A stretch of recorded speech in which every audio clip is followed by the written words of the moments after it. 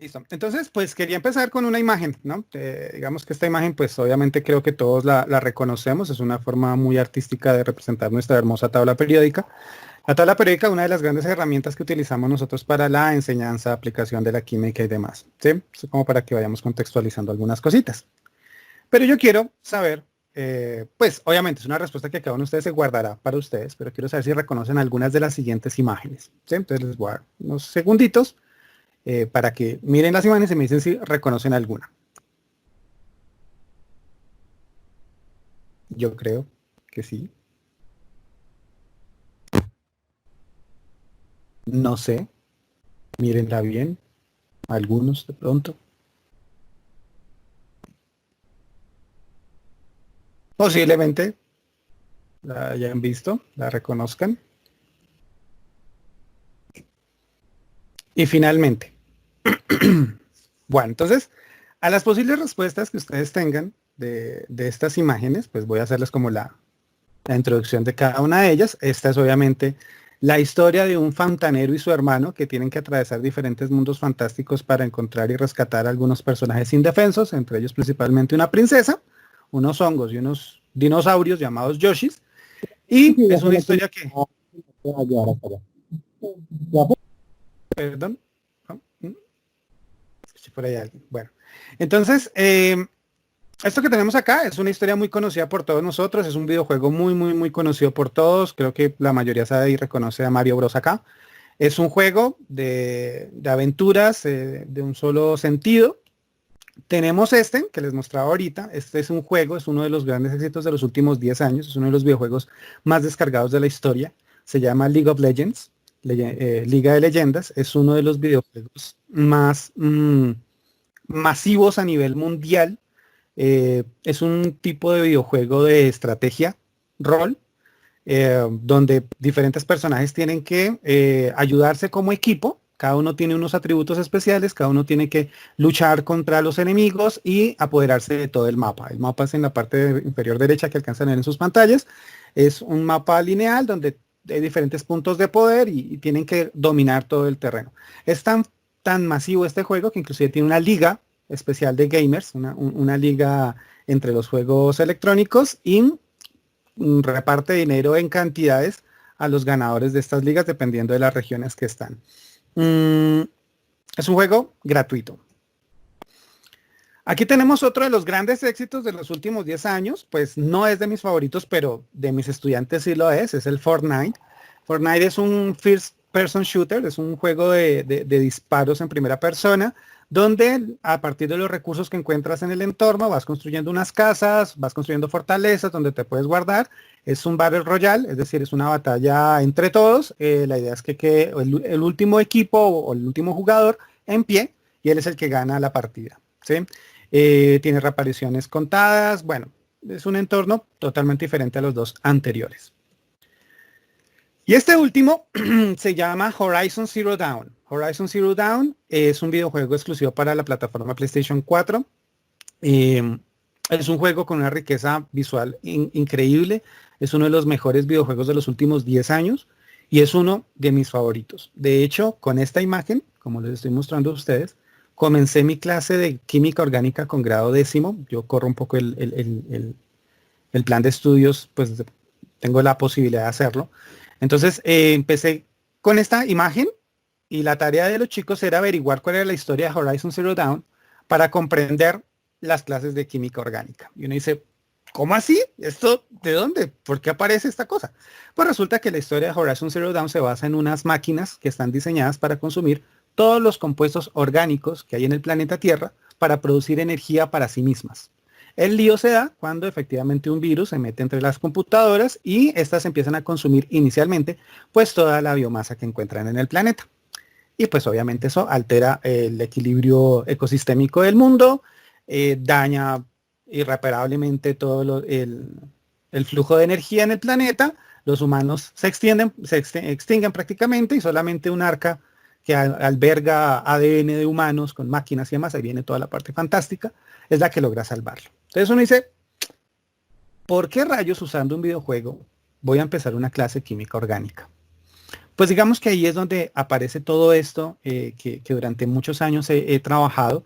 He tenido la oportunidad de trabajar en el entorno de videojuegos y de TICs desde mi pregrado, estamos hablando ya hace más de 15 años.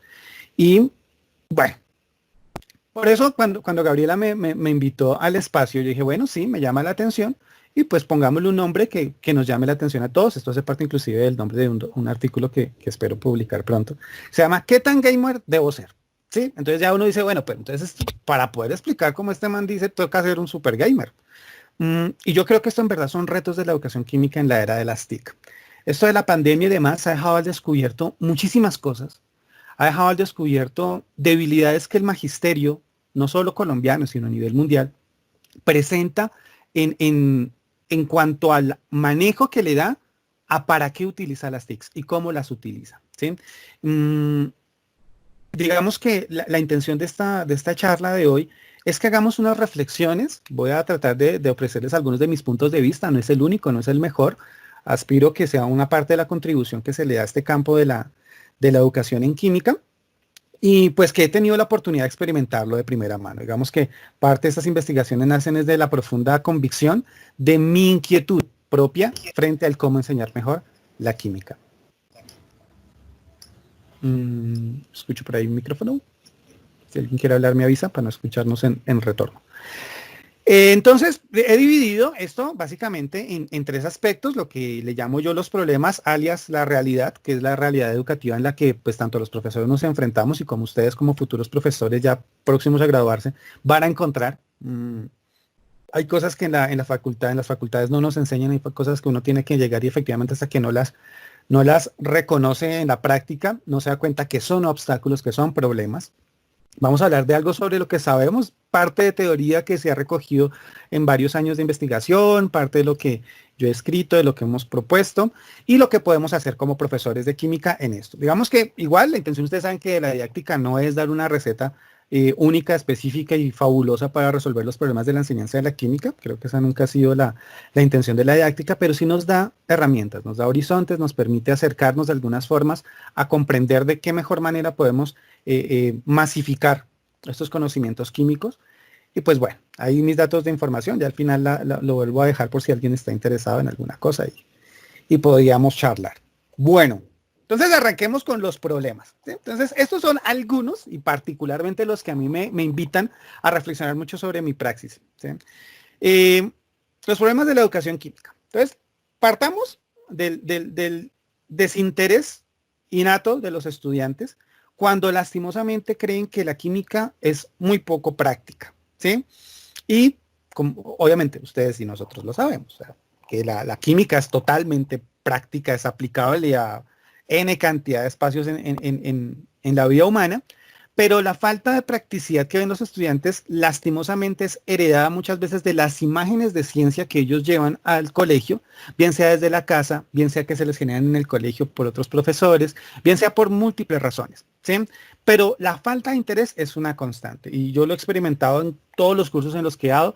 En el distrito he tenido la oportunidad de trabajar con grados desde sexto hasta undécimo y el primer contacto con la química suele ser el mismo. Uy, eso es difícil, uy, eso es terrible. Inclusive pues ya hoy en día no es tanto, pero sí sigue siendo muy marcado cuando le preguntan, ¿y usted qué estudia? No, licenciatura en química. Uy, usted debe ser un duro. Uy, no, esto a mí la química no me gustó, eso no sé qué. Bueno, es un reguero de cosas allí. Entonces vienen de todo este background, todo este trasfondo que traen los estudiantes. Es bien complicado el asunto. Otro problema, en verdad, es cómo los entornos multimedia acaparan la atención de los estudiantes. Es decir, una cosa es que existan múltiples plataformas, muchas cosas que los chicos pueden tener allí, pero que lastimosamente, no sé, les quita la atención a lo que es verdaderamente importante, ¿sí? Y cuando hablo de entornos multimediales existe cantidad de cosas. Obviamente yo hablaré aquí de unas categorías, de unos autores específicos. Obviamente si los que están trabajando en el campo saben que pues hay múltiples visiones y pues dependiendo de los autores con los que yo me case, pues con ellos es que uno sigue como su línea argumental. Entonces estos entornos multimedia pues acaparan la atención de los estudiantes. ¿Qué son los entornos multimedia? Hablemos de pronto ya, TikTok. es un entorno multimedial de videos cortos donde eso se les lleva, chico puede pasar 2, 3 horas, leía yo los informes de presencia de tics en ciertos rangos de edades, y los chicos perfectamente se gastan el mismo tiempo en TikTok que en YouTube. ¿Sí? La diferencia es que en YouTube los videos son largos, en TikTok son videos muy cortos. Entonces, eso es parte. Los videojuegos, por supuesto.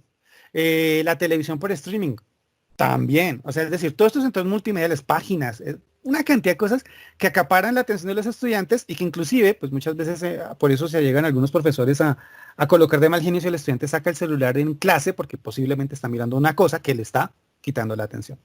Y la otra, otro de los grandes problemas que yo veo es las estrategias clásicas, pongo entre comillas clásicas para no decir antiguas, anticuadas, descontextualizadas, como ustedes quieran, clásicas, de poca adaptabilidad. Los profesores de química, en la experiencia que he tenido, y casi siempre pasa así, salimos con unas grandes ideas de la universidad, entonces tenemos muchos la idea de, bueno, ir a impactar la sociedad y toda la cuestión, y nos enfrentamos en primer golpe con unos colegios donde muchas veces, por ejemplo, los colegios de estrato 5, estrato 6, si de pronto alguno ha trabajado allí o conoce a alguien que trabaja en estos colegios, muchos de ellos ya tienen currículos diseñados, escritos, donde el papel del profesor es decir lo que está allí. Y pasa mucho en los colegios bilingües. En los colegios bilingües, recuerdo que alguna vez yo renuncié a uno de estos trabajos porque me dijeron, no, es que tú no puedes enseñar lo que quieres como quieres, es que tienes que seguir este libro. Aquí está todo lo que el chico recibe en su libro de estudiante, entonces esto es lo que tú tienes que trabajar. Yo miraba el libro y decía, miércoles, pero llevo 10 años investigando que esto no se debe hacer así y esta gente quiere que lo haga así. Entonces, sale a flote muchas de esas estrategias clásicas, la dificultad que tenemos muchos profesores de colegios públicos, que tenemos unos grupos de 35, 40, 45 chicos, y pues uno llega allí y dice, juema chica, lo que yo aspiraba a hacer de educación personalizada, de que entonces aquí el trabajo en cooperativo, colaborativo, resolución de problemas no me alcanza el tiempo, y nosotros mismos nos empezamos a colocar el no. Y muchos profes caen entonces en la rutina, no, pues cojamos el libro, remultipliquemos esto, pongamos al chico esto, y la triste... el triste facilismo con el que llega mucho profe, a veces cuando se ve agobiado de trabajo y por no querer de pronto hacer un poco más, y llega y cae en esto. ¿Sí? No es una común de todos, pero es una tendencia. Entonces digamos que yo veo aquí unos grandes problemas de la educación química. Y estamos a partir de eso en una era de tecnologías de la información y la comunicación, donde como mencionaba ahorita, encontramos videos, encontramos apps, hipermedias, multimedias, videojuegos. Sabemos que los hipermedias pues tienen que ser los multimedias. Entonces, digamos que aquí la era de las TICs, en vez de verlas como unos oponentes, en vez de ver las TICs como unos oponentes o como una simple herramienta práctica de usarlo, yo creo que debemos verlos como unos colaboradores. ¿Sí? Yo veo como unos colaboradores. Entonces, dentro de esos problemas que ya están las TICs, y aparte de que están las TICs, hay problemas relacionados con las TICs, no solo con la enseñanza de la química, sino con las TICs como tal. ¿Qué nos evidenció esta pandemia a los profesores del distrito? Por ejemplo, a nivel nacional se evidenció la falta de acceso a la misma tecnología. ¿Sí? Es una falta de acceso porque no hay redes de comunicación, no hay internet suficiente. Hay pueblos y hay regiones en nuestro país donde no llega el internet. Efectivamente, los informes que presentaban algunos colegas de regiones decían es que aquí el internet no llega. O sea, tenemos 1 hora de internet al día y si tenemos suerte, si el cielo está despejado. O sea, cosas que uno dice, miércoles, esto es complicado. Aparte de esa falta de acceso, hay una pobreza tecnológica. ¿Sí? Sabemos que aquí lastimosamente el papá de cierta generación prefiere invertir en un televisor de 2,5 millones para ver partidos de fútbol y novelas de RCN que en invertir en una tablet de 200.000 pesos y pagar una conexión a internet barata que le costaría menos que ese televisor. Y tendría el estudiante, tendrían sus hijos, tendrían sus acudidos, mayores posibilidades de acceso a la información. Entonces, encima que hay falta de acceso, hay pobreza tecnológica. Entonces, preferimos invertir en cosas tecnológicamente no necesarias para el aprendizaje. Esto es algo que también se evidenció ahorita con esta cuarentena, este confinamiento que mostró, por ejemplo, y ustedes que van a salir, digamos, en la inmediatez a trabajar con estudiantes de colegio hasta que pues ya estudien sus posgrados y demás. Chicos que sí, efectivamente, el papá tiene el carro, el papá compró el televisor, el chico ve Netflix, pero no tiene una computadora lo suficientemente decente para conectarse a una reunión de 1 hora o presentar una presentación, hacer una presentación en PowerPoint y compartirla. Es decir, hay una pobreza. Y esa pobreza tiene que ver con un analfabetismo digital. Entonces, si no hay acceso y no hay la máquina, pues obviamente no se aprende, ¿sí? Yo hace unos años escribí unas reflexiones frente a mi posición en contra de esos escritos de hace 15 años que decían los nativos digitales, ¿sí?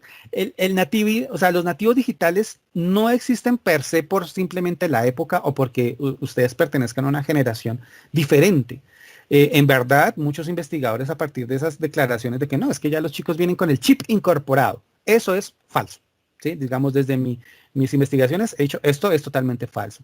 Yo, si tengo un niño de 6, 7 meses al año, que yo le tengo un celular y se lo facilito, y él empieza a familiarizarse con las pantallas, lo táctil, las imágenes, que abre un programa, que abre un jueguito, eso es diferente a un chico que en 8 años de vida jamás haya tenido contacto con la tecnología.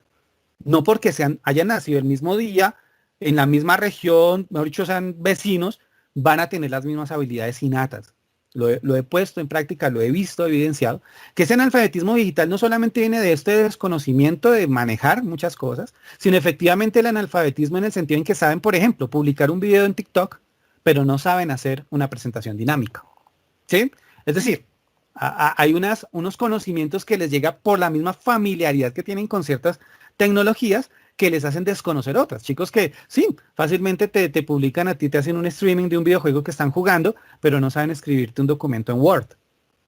Pasa, ¿sí?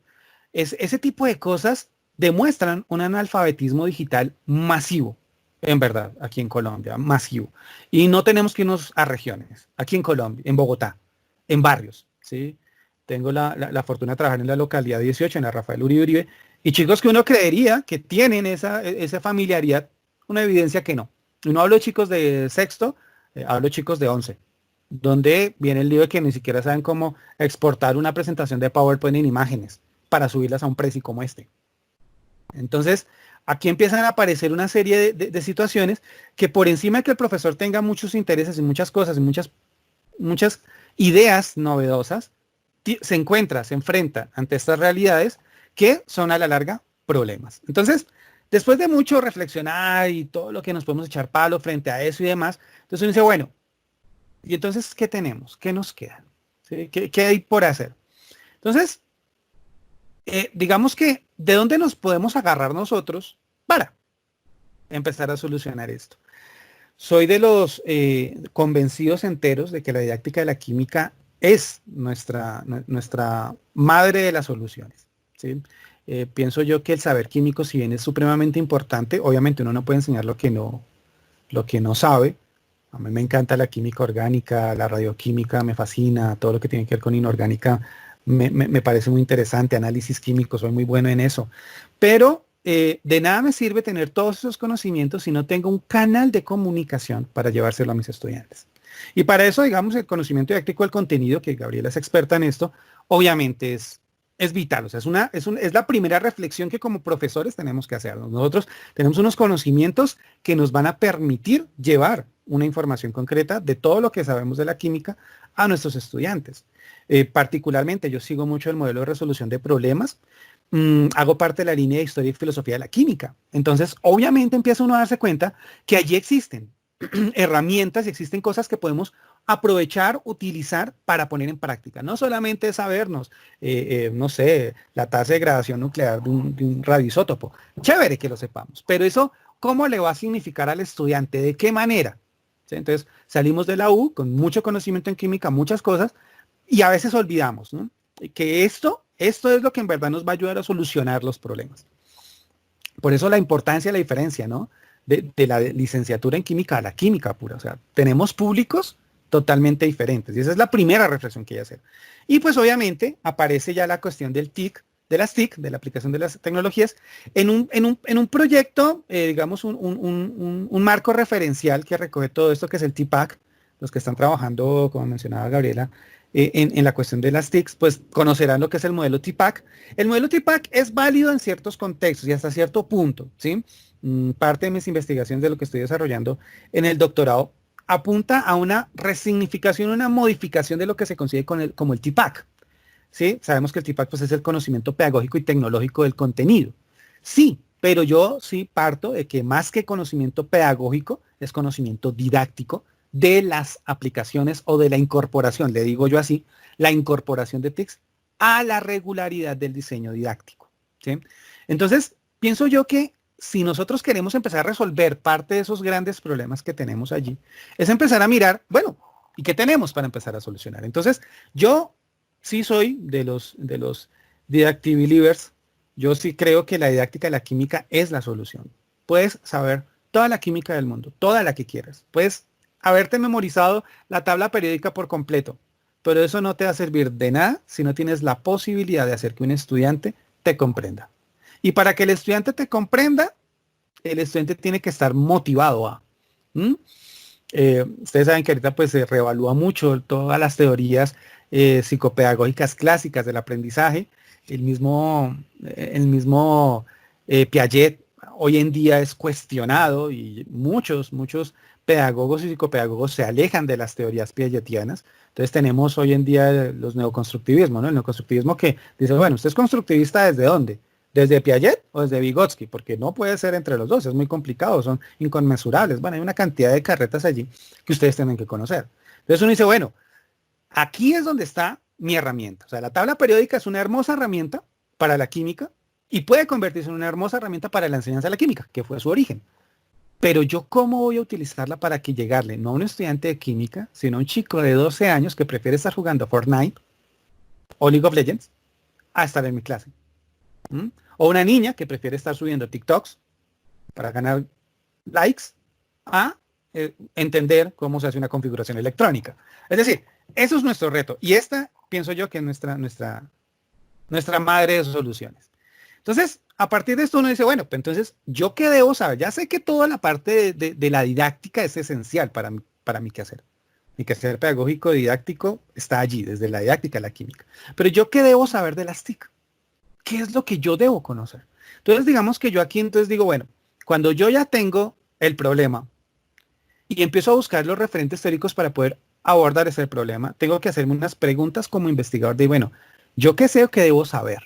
Entonces, uno de los primeros, y esto es clave, es entender cuáles son las habilidades digitales. Y uno dice, bueno, vamos por pasos. Entonces, estamos hablando de la didáctica de la química, pero aquí me están hablando desde las TIC. ¿Por qué? Yo sí concibo que las dos son la fórmula, no perfecta, pero una fórmula de resolución de problemas muy concretos para poder enseñar una mejor química. Otro problema, digamos, antes de continuar, eso se me olvidaba, uno de los grandes problemas que se van a encontrar los nuevos profesores de química, por ejemplo, los que logren entrar al Estado, se van a estrellar contra unos hermosos laboratorios de química, muchos de ellos muy bien dotados, donde tiene usted materiales de todo. Usted encuentra, por ejemplo, en mi laboratorio tengo Soxlets, tengo compases 10 destilaciones, tengo, bueno, todo lo básico para hacer análisis químico está ahí, pero no tengo reactivos. Y no me van a comprar reactivos.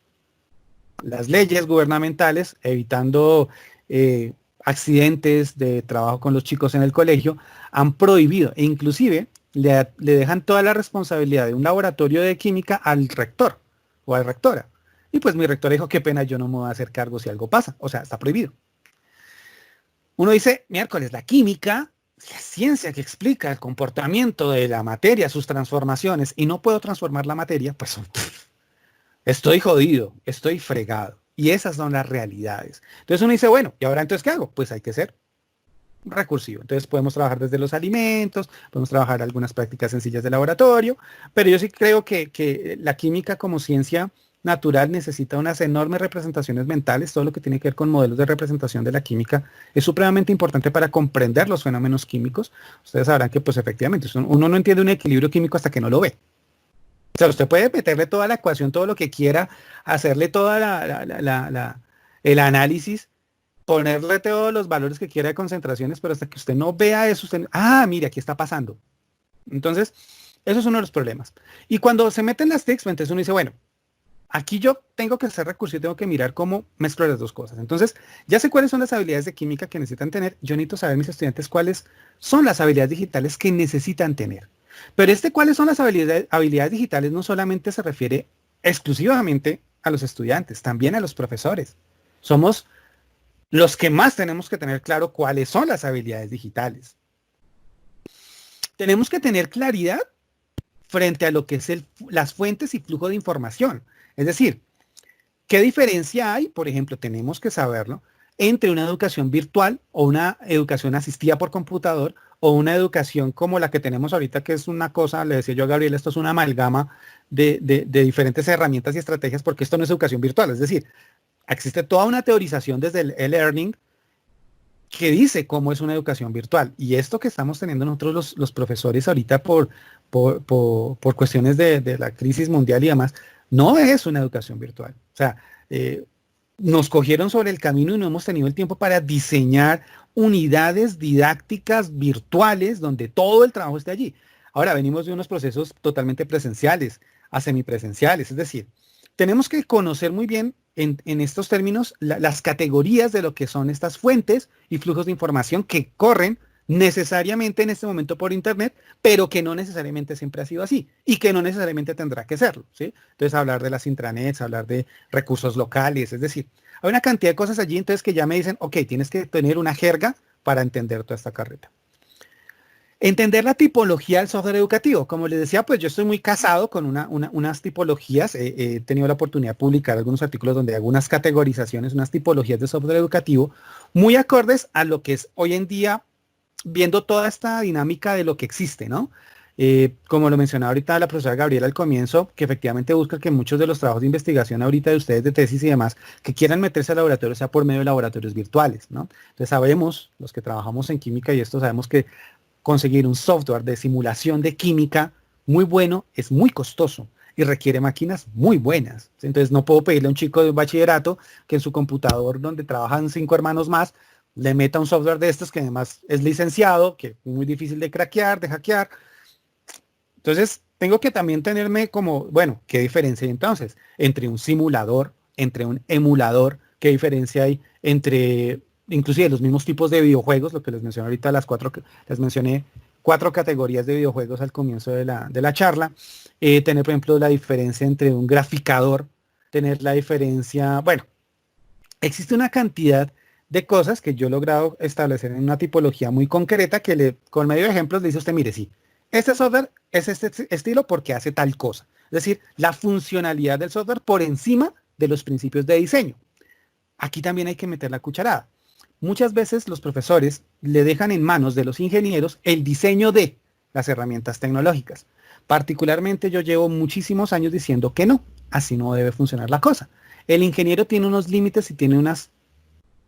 No es que el ingeniero no nos sirva, obvio lo necesitamos, pero el ingeniero no nos puede decir hasta dónde podemos hacer. Es decir, si ustedes van a conseguirse un ingeniero que les ayude, tienen que dejarle claro que el diseñador de eso es usted. Es decir, usted es el Steve Jobs del asunto y ellos van a ser los Wozniaks, ¿sí? Es decir, el Wozniak que va a hacer lo que usted le dice que haga. Y si no lo puede hacer, de pronto alguien sí lo puede hacer, ¿sí? Lastimosamente las experiencias que he tenido con compañeros que han contratado ingenieros para que les ayuden a desarrollar sus softwares educativos, pues el ingeniero dice, no, yo le hago esto hasta acá. Y el ingeniero busca una forma sencilla, rápida para hacer lo que él quiere hacer y que se parezca a lo que el profesor le pidió. Y yo sí creo que aquí es donde nosotros tenemos que ser los jefes del asunto, los jefes de diseño. Por eso alguna vez cuando presenté un trabajo, un ingeniero me decía, pero es que usted no cumple con las reglas de la ingeniería. Le dije, no, porque yo no soy ingeniero. Pero entonces su trabajo no es reproducible. Le dije, no me interesa que sea reproducible. Me interesa es que me sirva a mí en mi contexto. El loco se quedó mirando así como, ok, pues eso no es de la ingeniería. Le dije, exacto, porque esto no es ingeniería, esto es didáctica. Entonces hay que todos como, ok, sí, claro, pero estamos acostumbrados a que, obviamente, yo no hice cursos de programación. Esto, como les digo, parte es de la misma inquietud en el querer hacer, ¿sí? Y tampoco es que uno tenga que hacerse los cursos, pues, de programación totalmente en Java y ahorita entonces hacerse los super HTML5 y entonces meterle C++. No es necesario todo eso. Chévere uno conocer eso, pero uno tampoco tiene el tiempo. Uno tiene muchas cosas que hacer ya con la enseñanza de la química para ponerse a ver esa parte. Pero la ventaja hoy en día, por ejemplo, existe un tipo de programas que se llaman los compiladores. Los programas compiladores resumen meses de programación en cosas muy concretas. Un ejemplo muy sencillo que me imagino que todos ustedes ya vieron es el Scratch. El Scratch viene heredado de un programa que se llama Logo. Y Logo funcionó sobre los años 60, 70 como códigos de programación para hacer animaciones muy sencillas en computadora y enseñarle a los niños lenguajes de programación. Y hoy en día usted simplemente lo que hace es armar en bloques. Entonces cada bloque tiene una función, usted arma, pin, pin, pin, pin, pin, y puede hacer hasta que robots se muevan con Scratch. Eso es un compilador. Pues obviamente un compilador que puede usted meterse a manejar y aprender. Precisamente eso, ¿no? Entonces, las experiencias en incorporación de TIC a diseños didácticos. Existe una bibliografía gigantesca. Tuve la oportunidad de publicar el año pasado un capítulo de un libro, de pronto le dejo a Gabriela más tarde el enlace, se los quiere compartir, un capítulo de un libro con la Universidad Católica de Chile, donde hago precisamente esta recolección de los últimos 10 años de experiencias de incorporación TIC a diseños didácticos específicos para la química. Y uno se encuentra con cosas sorprendentes, ¿sí? Hay cosas muy bien hechas, muy bien elaboradas y muchísimos profesores que, a pesar de no haber logrado el 100% lo que querían, nos dan a nosotros herramientas para decir, oiga, ellos hicieron esto y esto y dicen que se equivocaron acá. Repitamos hasta aquí, cambiemos esto a ver si logramos un resultado diferente. La experimentación en la educación es algo que se vive día a día. En química ustedes saben que tenemos que planear hoy en día un laboratorio varios días. Es muy difícil llegar a experimentar completamente desde ceros en un laboratorio de química. Y la didáctica nos permite que nuestra aula, que es nuestro laboratorio, tenga esas posibilidades de experimentación, ¿no? Entonces, ¿qué debo saber? Primero, habilidades digitales, cuáles son las que necesitan mis estudiantes, cuáles son las que yo tengo, cómo funciona esto del flujo y fuentes de información, cuáles son los tipos de software educativo que yo podría llegar a utilizar y cuáles han sido esas experiencias en incorporación de TIC a diseños didácticos específicos. Entonces uno dice, bueno, ok, aquí este man nos está dejando, como se Gabriela, preguntas, ¿no? Y bueno, y entonces pues sí, hay muchas cosas y qué más y demás, y ya llevamos casi 40 minutos en esta cuestión y ¿para dónde vamos? Como les dije, yo no les voy a dar recetas específicas infalibles, no lo puedo hacer, pero sí les voy a hablar desde mi experiencia particular como profesor y mi experiencia investigativa. ¿Qué es lo que podemos hacer? Entonces, ya después de que identificamos estos problemas, ya después de que nos damos cuenta qué es lo que debemos saber, empezar a hacer. Creo que así como en la química, en la educación en química hay que estar haciendo, hay que ir probando. Ventajas, podemos corregir rápidamente el experimento en el camino. Desventajas, que si lo hacemos mal podemos tirarnos toda la experiencia de la enseñanza y del aprendizaje de la química en los estudiantes. Eso es una realidad. Es decir, cuando un estudiante se siente totalmente decepcionado de lo que recibe en clase, lo perdemos. Lo perdemos para siempre. Es muy difícil recuperarlo.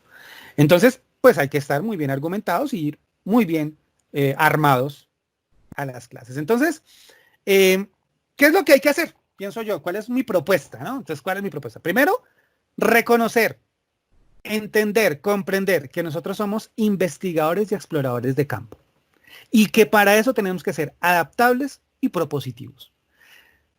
La investigación es ese quehacer que me permite a mí resolver problemas de mi contexto con unas estrategias metodológicas. Y nosotros hacemos eso todos los días en clase. Siempre me preguntan a mí después, profe, pero usted no se cansa de ser profesor de química. Les digo siempre no. No, esto es una pasión que a mí me encanta porque no sé qué va a pasar este día. Yo llevo un plan de trabajo. Yo diseño mis actividades, diseño mis clases muy bien, pero todo es posible. Una pregunta que yo no me imaginaba que hizo un estudiante o una respuesta de una forma que yo no lo había visto de otro estudiante me permite a mí tener una infinita capacidad de posibilidades para mis clases. Si yo no estoy dispuesto a adaptarme a esas posibilidades, pues voy a estar frenando la misma investigación. Entonces, si nos reconocemos como investigadores y exploradores de campo, que tenemos que ser adaptables y propositivos, pienso yo que tenemos que entender que el diseño didáctico es la estructura fundamental de nuestro quehacer. Es decir, el diseño didáctico, más que el diseño de, o sea, uno cuando, por ejemplo, ustedes posiblemente salen con la mente, ¿no? Entonces el laboratorio de química, entonces cómo se arma un laboratorio de química, cuál es el preinforme, cómo es el informe.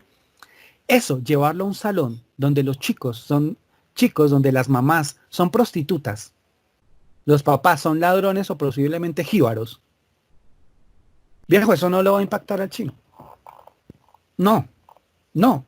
No ese protocolo cerrado que usted le quiere hacer para el laboratorio. Diferente, que usted quiere conseguir esos propósitos son loables, fabuloso. La forma en que usted se lo presenta al chico, ahí es donde empieza a cambiar el asunto. Entonces, ¿qué nos ofrece las posibilidades de diseñar esas actividades, esas estructuras de esa manera? obviamente, la didáctica.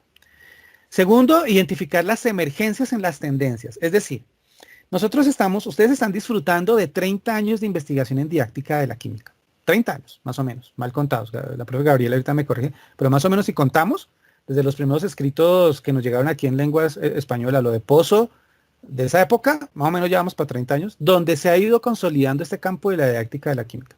Significa que nos dan herramientas también para identificar estas emergencias que salen en las tendencias de enseñanza. Ahorita posiblemente a ustedes muchos les empiecen a llamar la atención todo lo que tiene que ver con el STEAM, ¿sí? Entonces ciencia, tecnología, ingeniería, matemáticas, todo mezclado y fabuloso y proyectos súper transversales y todo. Sí, pero hay que identificar en dónde apareció esa tendencia. Esa tendencia apareció en países industrializados. Colombia no lo es. Entonces aquí tenemos que, si queremos adaptar ese tipo de enseñanza, ajustarlo a nuestras necesidades y ver qué es lo que emerge aquí de nuestras realidades. Y la tercera, reconocer que frente a la información, lo que les mencionaba ahorita, también es muy importante su canal de comunicación.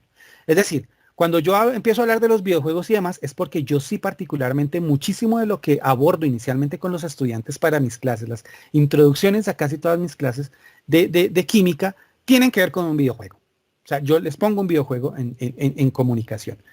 De hecho, tengo la fortuna de haber diseñado 2 videojuegos para la enseñanza de la química, ¿sí? Uno que ya es uno muy viejito, ya no corre en estos computadores con Windows 8 para adelante, ya no corre. Y otro que es un videojuego en línea, ahorita les voy a mostrar un gameplay muy pequeñito de mi videojuego, en donde yo digo, ok, la información es muy importante, pero también el cómo le llego yo al estudiante. Por eso toda esta cuestión de las TIC. Las TIC no me van a dar de por sí una mejor enseñanza de la química. Es el camino que me sirve a mí para llevar el mensaje que quiero llevarle a mis estudiantes. Las TIC son esa plataforma, son ese camino, son ese enlace que me permite hacerlo de una forma, para mí, mejor. En verdad, para mí mejor. Aunque tuve fabulosos profesores de tablero, fabulosos, pero porque yo tenía en mi cabeza una gran imaginación y tenía toda la disponibilidad y tenía toda la intención. Y esos son los factores con los que no sabemos si contamos con nuestros estudiantes. Entonces uno dice, bueno, ¿y esto cómo? ¿Cómo lo hacemos? Por eso hay la interrogación, ¿no? ¿Cómo lo hacemos? Pues bueno, aquí entonces vamos a hablar de algunas cosas ya desde la teoría y práctica, ¿no? Entonces, a esas preguntas que hice voy a darles algunas pequeñas respuestas ya en el tiempo que me queda. Tratar de darles algunas respuestas de lo que yo he escrito, de lo que he investigado, de lo que he leído. Entonces, ¿qué son las habilidades digitales? ¿No? Entonces, son habilidades y competencias que permiten desenvolverse en espacios virtuales. ¿Cuáles son las que hay que generar? ¿No? Entonces, hace esto. Gestionar la información y el conocimiento, favorecer la autonomía en el aprendizaje, entre otras. Esas son las habilidades digitales que todo mundo debe tener. Y eso se divide estas habilidades digitales en 3 dimensiones. Como les digo, desde los autores con los que yo trabajo.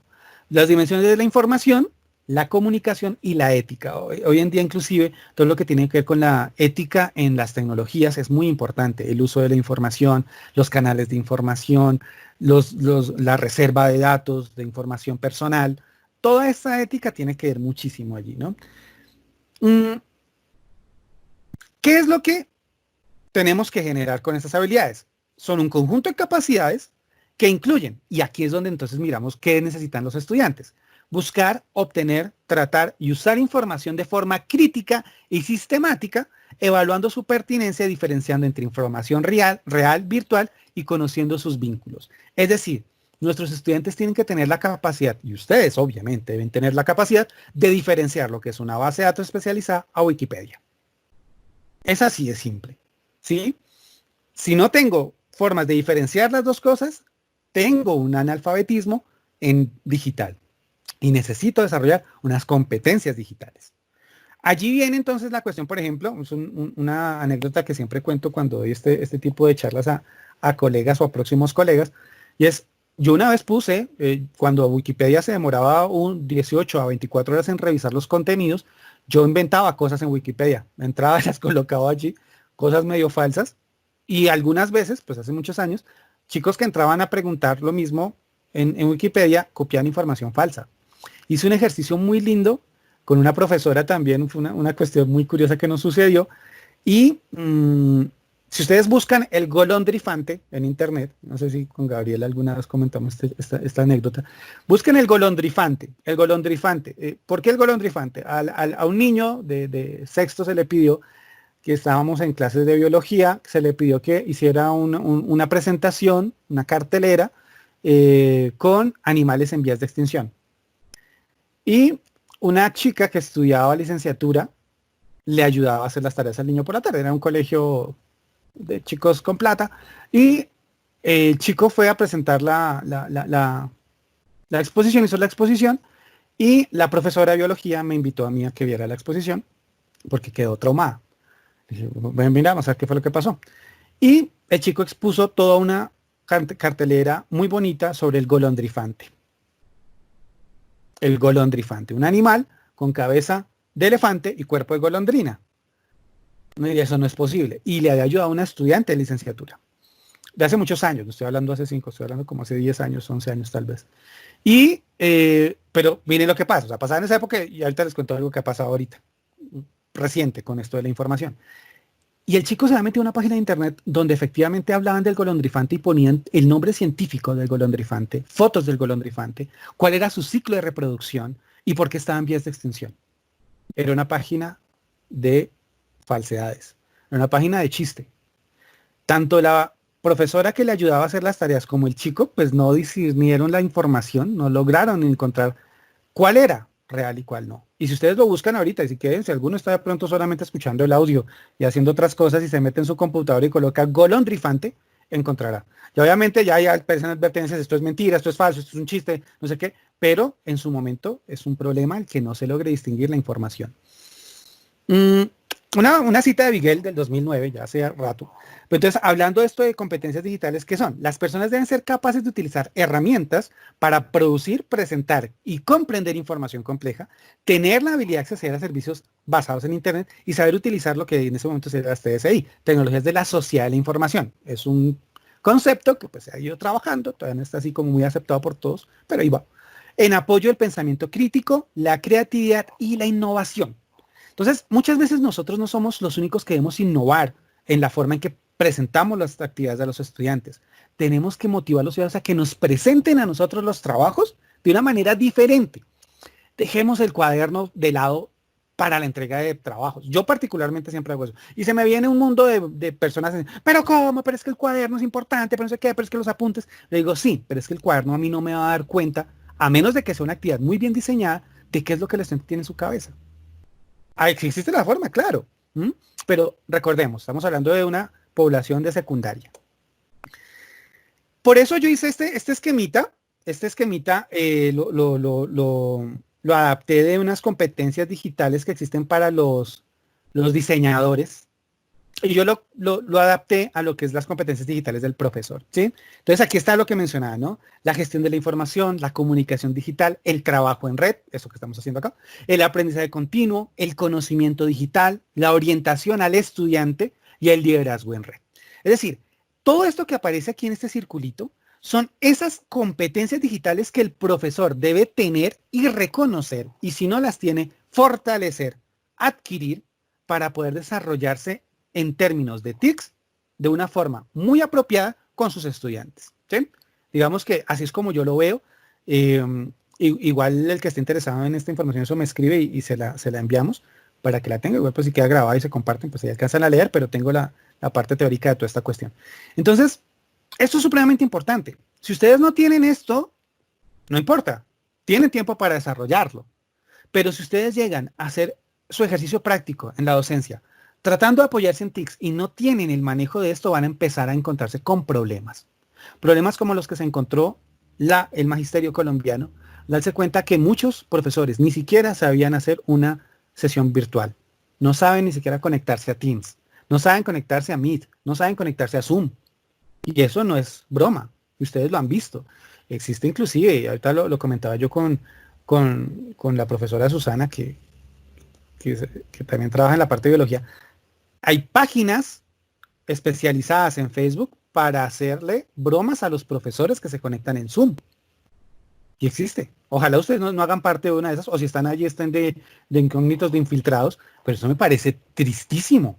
O sea, que se haga una página en Facebook, para que los estudiantes pongan el enlace de Zoom y se puedan empezar a meter a molestar en las clases, me parece ridículo. Y es porque lastimosamente pues el profesor dice, no, yo necesito una plataforma cerrada, donde yo tenga la posibilidad de manejar el contenido de información como yo quiera. Y pues eso ya requiere unos manejos específicos. Compartir una pantalla, compartir una presentación, hacer una presentación que no sea en PowerPoint. Esto no es la gran cosa, esto es Prezi. Y pues de Prezi se pueden hacer cosas maravillosas.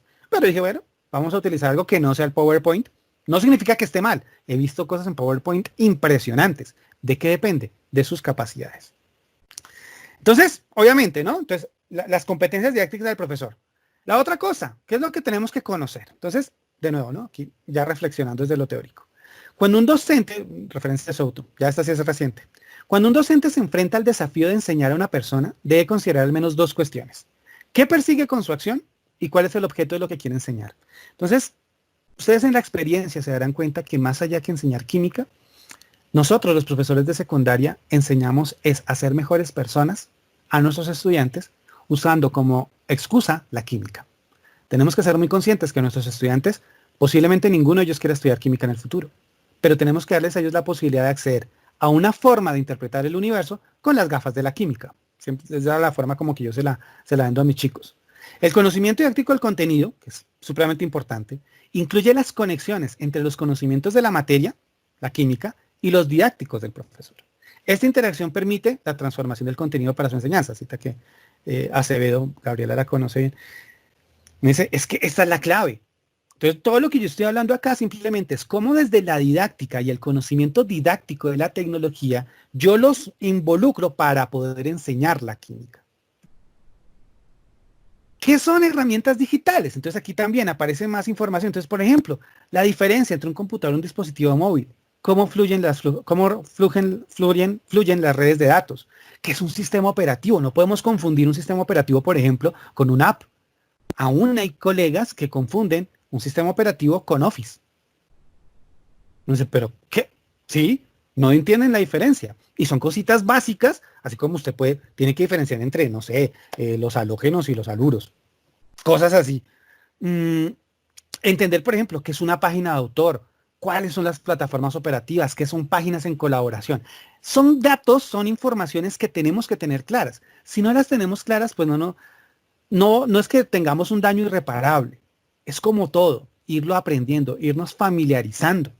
Y esto lo estoy mencionando porque he tenido la oportunidad de trabajar con profesores en ejercicio de la Secretaría de Educación, donde también hago parte, y me encuentro con colegas que tienen unos líos grandísimos, profes de ciencias. No estoy hablando profes de otras áreas, profes de ciencias. Una de mis autoras favoritas, es así, digamos que es la que yo he tomado desde el inicio, la profesora Begoña Gross, dice, debemos analizar qué tipo de prestaciones precisamos, ya que estas van a depender mucho del enfoque pedagógico específico, el tipo de metodología que pensamos utilizar, la edad de los participantes, el papel del profesorado y por supuesto el contexto de utilización. Ella lo dice todo esto a partir de un libro que escribió que se llama El ordenador invisible. Es un libro maravilloso. Si ustedes, los que están interesados en manejar TICs, me imagino que ha abordado la profesora Begoña Gross, es una dura en el campo y ha hecho unas reflexiones muy interesantes sobre esto, sobre la utilización de las TIC. Y ella también tiene una bibliografía muy interesante en torno a la utilización, ahí sí es utilización, bien utilizada esa palabra, de videojuegos para diferentes contenidos, ¿sí? Es una señora bien chévere, ¿sí? Entonces, por ejemplo, aquí, ¿no? Como les mencionaba, algunos tipos de software educativo, tenemos que entender la diferencia entre exploradores, procesadores, visualizadores, simuladores, editores, bases de datos, videojuegos, compiladores. Esta es parte de la clasificación que yo he hecho. En algún artículo lo tengo ya la clasificación tal cual de lo que son los software educativos hoy en día. De la profesora Begoña también. A menudo, los educadores parecen conformarse con la reivindicación del acceso de los estudiantes a las tecnologías. Pero no se trata solo de acceder a ellas y obtener información, sino de verificar, construir, validar, crear conocimiento e interaccionar con los otros. La vida se transforma a partir del uso de los medios y no podemos ser solo consumidores si no queremos tratar de mejorar nuestras habilidades y competencias. Es decir, es la diferencia entre el uso de las TIC y la apropiación de las TIC. Yo estoy desarrollando una metodología, digamos que aquí como como cuña en mi trabajo doctoral, es una metodología para que los profesores aprendan a incorporar todo esto que les estoy diciendo. No solo a usar, usar es válido, usar es la primera fase, pero la apropiación es como yo desarrollo TICs que me sirvan. No solo las uso. Bueno, chévere mirar, no sé, un Orbital Viewer, que me imagino que ustedes lo han manejado, un ChemSketch, chéverísimo, un ChemLab, chévere. Pero como yo, a partir de eso, diseño y produzco unidades didácticas que me permitan desarrollar mi función. El ChemLab no está diseñado para una unidad didáctica específica de un colegio del sur de Bogotá, pero yo soy el que tiene el poder de transformarlo en eso. Por eso yo siempre planteo en mis presentaciones este triángulo, ¿no? Didáctica, TIC y disciplina. Y en el centro la actividad. Actividad comprendida como el ejercicio práctico didáctico. Es decir, la puesta en marcha desde el diseño hasta la aplicación de una unidad didáctica. Para mí esa es como la forma, ¿no? Y entonces, aquí esto hace parte de un documento también que he escrito ya anterior, y lo construí con otros profesores. ¿Cómo orientar el diseño desde la unidad didáctica? Es decir, si en verdad nosotros entendemos la unidad didáctica como un sistema producto del diseño del profesor, y que interrelaciona a los actores y los elementos que intervienen en el proceso de enseñanza-aprendizaje. Están los propósitos, los contenidos, la evaluación, las interacciones, con una alta coherencia metodológica interna. Y para nosotros la unidad didáctica se emplea como instrumento de planeación, programación y orientación de la práctica profesional docente y se estructura mediante un conjunto de actividades que se desarrollan en un espacio y tiempo determinado para la consecución de unos objetivos didácticos específicos. En este artículo que saqué en el 2018 hago inclusive el ejemplo con una unidad didáctica diseñada a partir de un videojuego. Ahí está un ejemplo, es solo una actividad de una unidad didáctica, pero a partir de un videojuego concreto. Bien, entonces, si nos damos cuenta, pues aquí hay una cantidad de cosas que ustedes tienen que ir evaluando, analizando, como lo dijo la profesora Gabriela al comienzo. Yo a veces dejo más dudas que respuestas completas, porque esa es parte de la función docente. Entonces, para ir cerrando, creo que uno nunca debe dejar a su público sin algo en qué pensar, ¿sí? Les voy a presentar un pequeño gameplay grabado de uno de mis videojuegos que se llama El Retorno del Beachcomb. El nombre es bastante curioso. Esto lo que están viendo aquí es la plataforma de configuración. Es un videojuego online. Se subió mucho el volumen de esto. Se me subió el volumen. Bueno, este es un videojuego que lo que hace es reconstruir el concepto de discontinuidad de la materia, es decir, todo lo que tiene que ver con el desarrollo del concepto de modelo atómico a partir de la historia de la química. Entonces aquí reuní las dos cosas, ¿no? La didáctica y la historia.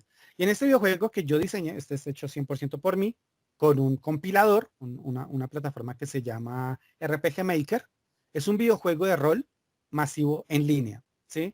Está basado en un juego también muy famoso que se llama World of Warcraft, Mundo de Warcraft. Es un juego masivo así online. Entonces lo que hace uno es elaborar un personaje, genera un personaje, y aquí tenemos el personaje que uno elige y tiene que empezar a cumplir diferentes misiones.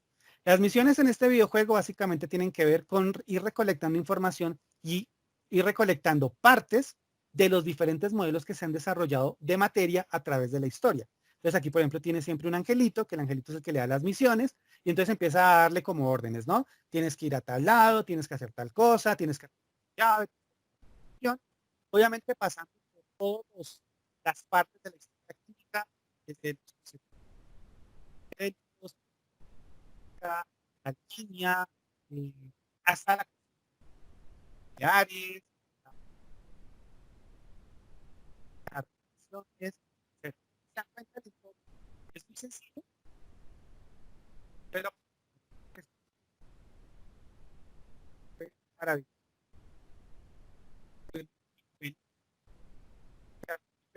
Querían seguir jugando todo el tiempo. El videojuego no es solo. El videojuego no es usted lo que se le da gana, sino que el juego efectivamente hace aparte de, de lo que tenían que trabajar con clases en laboratorio, clases teóricas, tareas. Es decir, el videojuego me permitía a mí tener una cantidad de actividades enlazadas monstruosas. Si se dan cuenta, en el panel derecho están las opciones del videojuego, del personaje, el inventario. está el equipamiento que puedan llevar. Entonces, cada artículo que está allí tiene unas propiedades que se relacionan con un momento histórico del desarrollo del modelo de discontinuidad de la materia.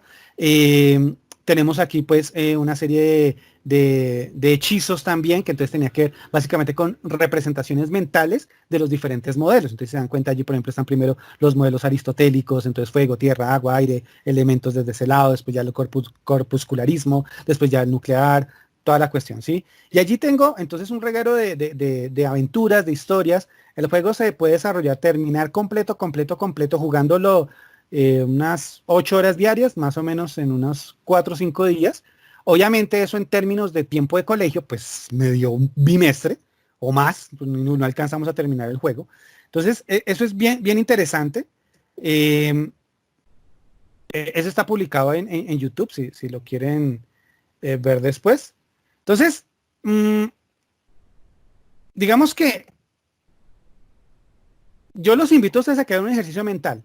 Esto posiblemente los hayan dejado una tarea, una actividad siempre que en didáctica, ¿no? Diseñe una actividad en la que el estudiante pueda dar cuenta de lo aprendido de su clase por medio de un material digital. Es decir, hagan el ejercicio de pedirle al estudiante un material que no sea tradicional. No pida un quiz, no pida una sopa de letras, no pida un taller. Pida que hagan un cómic o un dibujo animado, una línea del tiempo, un video, que ellos hagan un video, un mapa de ideas o una presentación animada sin estar escrita en papel. Ahorita obviamente con todo esto de la virtualidad, los profesores del distrito nos hemos tenido que enfrentar a esto, pero por todas las limitaciones y problemas previos que les comenté, nos han solicitado que, por ejemplo, les aceptemos la foto en WhatsApp del cuaderno. Que sí y no. O sea, no me parece a mí al 100% que porque la limitación y todo. Efectivamente, esto ha demostrado muchas cosas, muchas debilidades como sociedad en información que tenemos. Entonces, si usted hace este ejercicio mental, decir, bueno, yo en práctica hice tal clase, ¿cómo pediría yo que el chico me demuestre que entendió eso sin que sea un material tradicional? Ese es el primer ejercicio. Y usted empieza a darse cuenta de varias cosas que necesita aprender o mejorar. Listo, muchachos, pues básicamente este era el carreto completo que yo tenía para ustedes. Cualquier cosa, pues ahí está mi correo electrónico, mi arroba en todas las redes sociales, mi página. Y pues ha sido en verdad un placer, ha sido muy divertido poder compartir esto con ustedes. Espero ahorita sus preguntas, impresiones y consultas y lo que ustedes gusten, lo que la profesora Gabriela estén bien permitirles. Y pues bueno, ya ahora sí entonces quedo yo es en mano de ustedes y gracias Gabriela de nuevo por la oportunidad, gracias a ustedes por haberme prestado atención en esta hora de mucha información y mucho hablar de mi parte. Entonces ya. Muchas gracias, Así. profesor Leonardo. No sé si existan preguntas, inquietudes, dudas, cuestiones, sugerencias. Bueno, profe Blanca. Buenos días aún. Profe, ¿cómo está? Muy buenos días. Bueno, yo digamos que no es tanto como en sí la pregunta, sino que me surge también como parte de la reflexión que hace el profe. Primero, en cuestión de, digamos, los que somos trabajadores del distrito.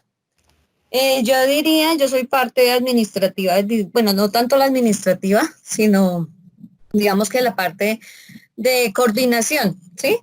Entonces, sí me surgen muchas inquietudes cuando los maestros asumen esa posición que ya no se pueden comprar reactivos, porque pues, ya sabemos toda la problemática que hay, pero es igual que en la universidad, o sea, tiene que haber alguien que se encarga y asuma ese rol. Y entonces cuando uno se niega también como a esa parte de luchar contra la parte administrativa, contra los consejos y decirle, claro, están todos los materiales porque en los colegios distritales digamos que tenemos muchísimas cosas, yo diría que faltan, es esa y esa es una de las funciones de la universidad y es retornar a todos los maestros que hemos salido egresados de nuestra formadora de educadores que posiblemente nos han dado que hay otras alternativas, pero de esas alternativas, ahí diría que la lucha está en que nosotros tenemos que decirle al colegio, a la misma institución, pues que somos responsables y que así como asumimos la parte tecnológica y tenemos que devolver hasta un mouse, pues también así tenemos que asumir el rol y el cuidado de trabajar en los laboratorios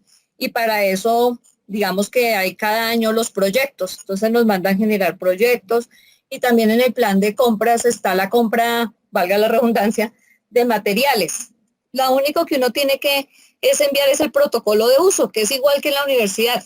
Esa charla que a veces uno en el primer semestre la considera como que un valor adicional, que cuando le llega el profe Omar o los de laboratorio, vamos a hacer la charla y uno va a decir otra vez, pero es necesaria. Y eso nos hizo parte como falta de nuestra formación, y es que en los colegios distritales pues no tenemos en la persona encargada.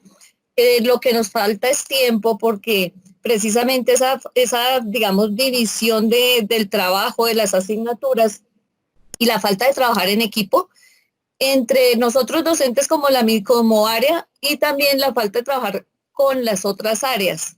Entonces sí es como esa reflexión que tenemos que hacerlo desde la universidad, retornar, y ojalá que la universidad misma abriera espacios de cómo formar los maestros, que ya salimos hace muchos años, pero que sin embargo hemos contagiado a esos que están formándose y hace salir en esa misma dirección, que llega uno al colegio distrital y es hacer lo que quiera. Y yo creería, uno quisiera hacer lo que quiera, pues pedagógica y didácticamente, pero sí lo puede hacer. Yo sí soy una de las que digo que uno puede hacer todo lo que uno quiera, siempre y cuando demuestre que lo puede y que lo tiene toda la responsabilidad, que invita a otros colegas a trabajar y lo puede hacer.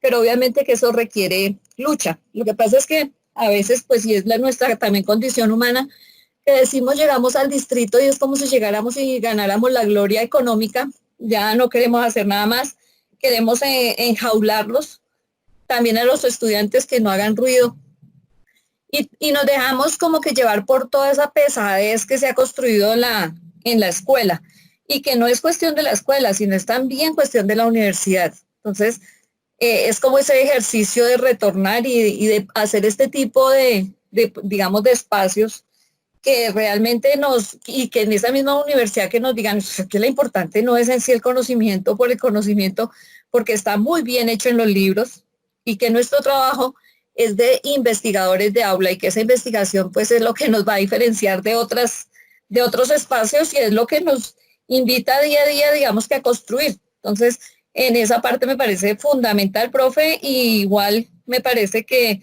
sí tenemos es que empezar a todos estos niños que están saliendo, que lleguen a trabajar y a mirar que de la escuela pública podrán decir muchas cosas, pero es donde mejor nos dan, ahí tenemos todo el material. El maestro que no quiera trabajar es porque no quiere, se acomodó y ya. Listo, profesora, mi intervención. Vale. Gracias, profe Blanca. William. Buenos días, ¿me escuchan? Sí. Ok, no, pues agradecer ante todo el espacio. Me pareció muy interesante pues la discusión que se da, además de que le brinda a uno muchas ideas y herramientas que pues uno puede desarrollar actual y a futuro pues en sus prácticas. Eh, pues si bien hablamos de la incorporación pues de todo este tipo de tecnologías en la enseñanza de la química como tal, pues nosotros tuvimos experiencias actuales de que pues muchos trabajos de grado que estaban implícitos en las prácticas de laboratorio físicas, ¿sí? De desarrollarse análisis en el laboratorio, pues se vieron afectados por toda esta cuestión de la pandemia. Lo que uno lo pone a pensar, bueno, pero entonces frente a eso, ¿qué otras herramientas hay o qué existen? Entonces pues se ve frente a uno con una brecha inmensa que le dicen, bueno, hay software, simuladores, ¿sí? Que es como a lo que le apuntan a futuro, pero pues digamos que en la cercanía de la realidad, como nos comentaba acá el profesor, pues uno tiene que aterrizarse pues al contexto en el que está inmerso. Y pues digamos que si vamos a hablar de implementación de tecnologías, pues yo creo que como mencionaba el profesor también de los aportes que se hacían por allá, las investigaciones en los países industrializados, pues la realidad en el país de nosotros es, pues toca estar sujeto a las condiciones socioeconómicas en las que está inmerso el estudiante, ¿sí? Como es su entorno escolar y bueno, de ahí para allá todo ese tipo de factores. Digamos que eso, a modo de reflexión de lo que me queda en modo de la presentación. También sí me causa, y es como la pregunta aquí al profe, es, digamos, ahorita pues también está el boom de lo que es la 5G, y pues a nivel nacional ya se dio por ahí un discurso que se iban a empezar a implementar un poco de antenas a nivel de Colombia. Por allá entrevistaron a la ministra de Tecnologías y todo eso, que bueno, pues más allá de decirle que esté muy bien dotada de información, pues sí quería saber por lo menos cuál es su opinión de su merced frente a toda esta implementación de las tecnologías 5G, lo que plantea la OMS frente a de que se cataloga como nivel de cancerígeno, creo que es 2B, algo así, bueno, que es muy bajo, pero pues que hay investigaciones que avalan de que este tipo de radiofrecuencias alteran pues los ecosistemas y los seres vivos como tal. Sí quería pues saber de pronto la implementación de esto aquí en el país y cómo lo visualiza, de que se implemente así no hayan tantas investigaciones a profundidad de las implicaciones que esto tiene. Vale, pues digamos que parte de estas experiencias que les comento, además yo tuve la oportunidad de estudiar en Corea del Sur, donde pues obviamente toda esta gente tiene una infraestructura brutal en cuanto a comunicaciones. Mucho de lo que se habla en el Ministerio de Educación y que se apoya al Ministerio de TICS frente a esto de la incorporación de la 5G, pues tiene que ver con esos modelos de flujo de información allá en Corea. ¿Sí? O sea, digamos allá es una vaina brutal que tú te conectas, tienes descargas de 100 megabytes por segundo en Wi-Fi en un parque. O sea, una vaina que es absurdo. Y creo que todo eso tiene que ver con la intencionalidad de Colombia de seguir replicando modelos externos que no se adaptan a nuestras realidades. Digamos que la cuestión de las radiaciones, si tú miras, por ejemplo, lo mismo se dijo del televisor, de los celulares, las radiaciones existen allí y obviamente sabemos que tienen unas perturbaciones a nivel molecular que pueden afectar, ¿sí? Pero entonces ahí viene la cuestión de si esa es la forma en la que Colombia debería adoptar la conectividad, ¿sí? Y lastimosamente algo que yo he manifestado en muchos espacios, inclusive cuando me han invitado del ICFES o del ministerio, es decir, hombre, dejemos de ver los modelos externos para tratar de meterlos acá a la fuerza. Entonces, la 5G funciona cuando tú no tienes de pronto una biodiversidad tan grande y tienes espacios más citadinos que rurales. O sea, espacios más urbanos que rurales. Y acá yo veo que seguimos apuntando a vainas que no son. Entonces, igual, tú sabes que siempre van a aparecer detractores de las tecnologías. Toda incorporación de los humanos en este planeta tiene afecciones. O sea, todo lo que hacemos afecta. De buena manera, mala manera, muy mala, muy buena. Bueno, tenemos de resto. Entonces yo creo que aquí nos toca es como colectivo, lastimosamente que aquí los profesores hemos perdido el poder del colectivo académico. Pienso yo que una de las razones es porque no estamos jugando con las reglas del poder. Y creo que jugar con las reglas del poder es bueno. También yo puedo hacer parte de los asesores del ministerio. Y en la medida en que yo logre meterme como asesor del ministerio, empiezo a meter poco a poco palabra. Son transformaciones que no se dan de un día para otro, son transformaciones de años. Pero creo yo que, como decía la profesora ahorita, ustedes hacen parte de esas generaciones que apenas teniendo el cartón pueden empezar a transformar realidades. Hay que empezar por ese lado. Entonces, creo que la intención es loable en el sentido en que se quiere comunicar y conectar a toda la gente. Creo que no es el mecanismo, creo que se puede hacer de otras maneras, como les mencionaba, Corea lo hace hace muchos años sin necesidad de la 5G, con antenas de radio. Pero aquí pues ni siquiera eso, ¿no? Entonces yo creo que eso es como para reflexionar más allá de las posibilidades que tenemos directamente como profesores de aula. Creo que también es como ese nuevo perfil de profesor investigador que podemos llegar a otras esferas de conocimiento para también aportarles a otras personas que pues no tienen la visión que tenemos nosotros. Muchas gracias. Nelson. Bueno, muy buenos días para todos. Agradecerle al profe por la charla que nos hizo. Me generaron algunas inquietudes, también estoy de acuerdo con algunas cosas, como las habilidades digitales, el analfabetismo que a veces se genera en esto, y también sobre lo de aprovechar, digamos, las nuevas aplicaciones, las nuevas apps, como recurso, como camino en la enseñanza de la química. Pero me surgió una duda y es, digamos, sumerse cómo hace el proceso de evaluación al utilizar estos recursos, estas herramientas, digamos, el juego que nos estaba mostrando, cómo es ese modelo evaluativo o cómo usted evalúa, digamos, el aprendizaje en los estudiantes, ¿sí? Digamos, al darles una nota o qué criterios tiene. ¿Sí me hago entender? No sé si me hice entender. No, tranquilo, sí. Digamos que esa es una de las grandes discusiones que he tenido en muchos contextos, debido a que yo sí parto y radicalmente diferencio calificación de evaluación. O sea, partamos de ahí. Es una diferencia monstruosa que yo sí les establezco inclusive a los chicos al comienzo de mis clases. Ellos saben que yo no voy a calificarlos, ¿sí? Entonces, que lastimosamente el sistema me obligue a mí a poner una nota es diferente a que yo evalúe los progresos de los estudiantes, ¿sí? Eso, como lo mencionaba la profesora ahorita, Blanca, es una lucha que uno tiene que dar. Es una lucha que uno tiene que dar contra el mismo sistema en el que uno está involucrado. Y digamos que, por ejemplo, en el caso particular del videojuego que mencionas aquí, que lo puse de ejemplo yo también, en el videojuego, por ejemplo, ¿cómo evaluaba yo los avances de los chicos? Entonces, la unidad didáctica tiene unas actividades y cada actividad tenía ahí tú unos niveles de desarrollo. Digamos, yo también manejo mucho lo que tiene que ver con el manejo de análisis del discurso. Entonces, cuando tú haces análisis del discurso, puedes diferenciar entre lo que son unas categorías de argumentación. Entonces, las categorías de argumentación, tú dices, bueno, este chico dio una opinión para responderme esta pregunta, este chico ya me dio una reflexión, este chico me da una argumentación, este chico me da una explicación completa, compleja, con herramientas adicionales. Es decir, yo lo que hago es clasificar dependiendo de la calidad de respuesta que me da el estudiante. Como con el videojuego. Como te decía, el videojuego no queda solo. No es que con solo el videojuego entonces yo diga, no, si llegó al nivel 10, 10. No. El videojuego me sirve a mí para darle información a él que necesita. Entonces, por ejemplo, inclusive el videojuego no funciona sin la unidad didáctica. El chico puede estar con el juego y puede empezar a jugar, pero entonces van a llegar preguntas muy específicas, por ejemplo, ¿viste los resultados de la experiencia del laboratorio en el que quemaste el papel? ¿Recuerdas? Responde, entonces tiene que ponerle la respuesta al videojuego a partir de lo que él hizo de la experiencia, la haya hecho o no conmigo, tiene que hacer la experiencia, o tiene que verlo, alguien se la tiene que contar, si no el videojuego queda inconcluso y no puede seguir avanzando.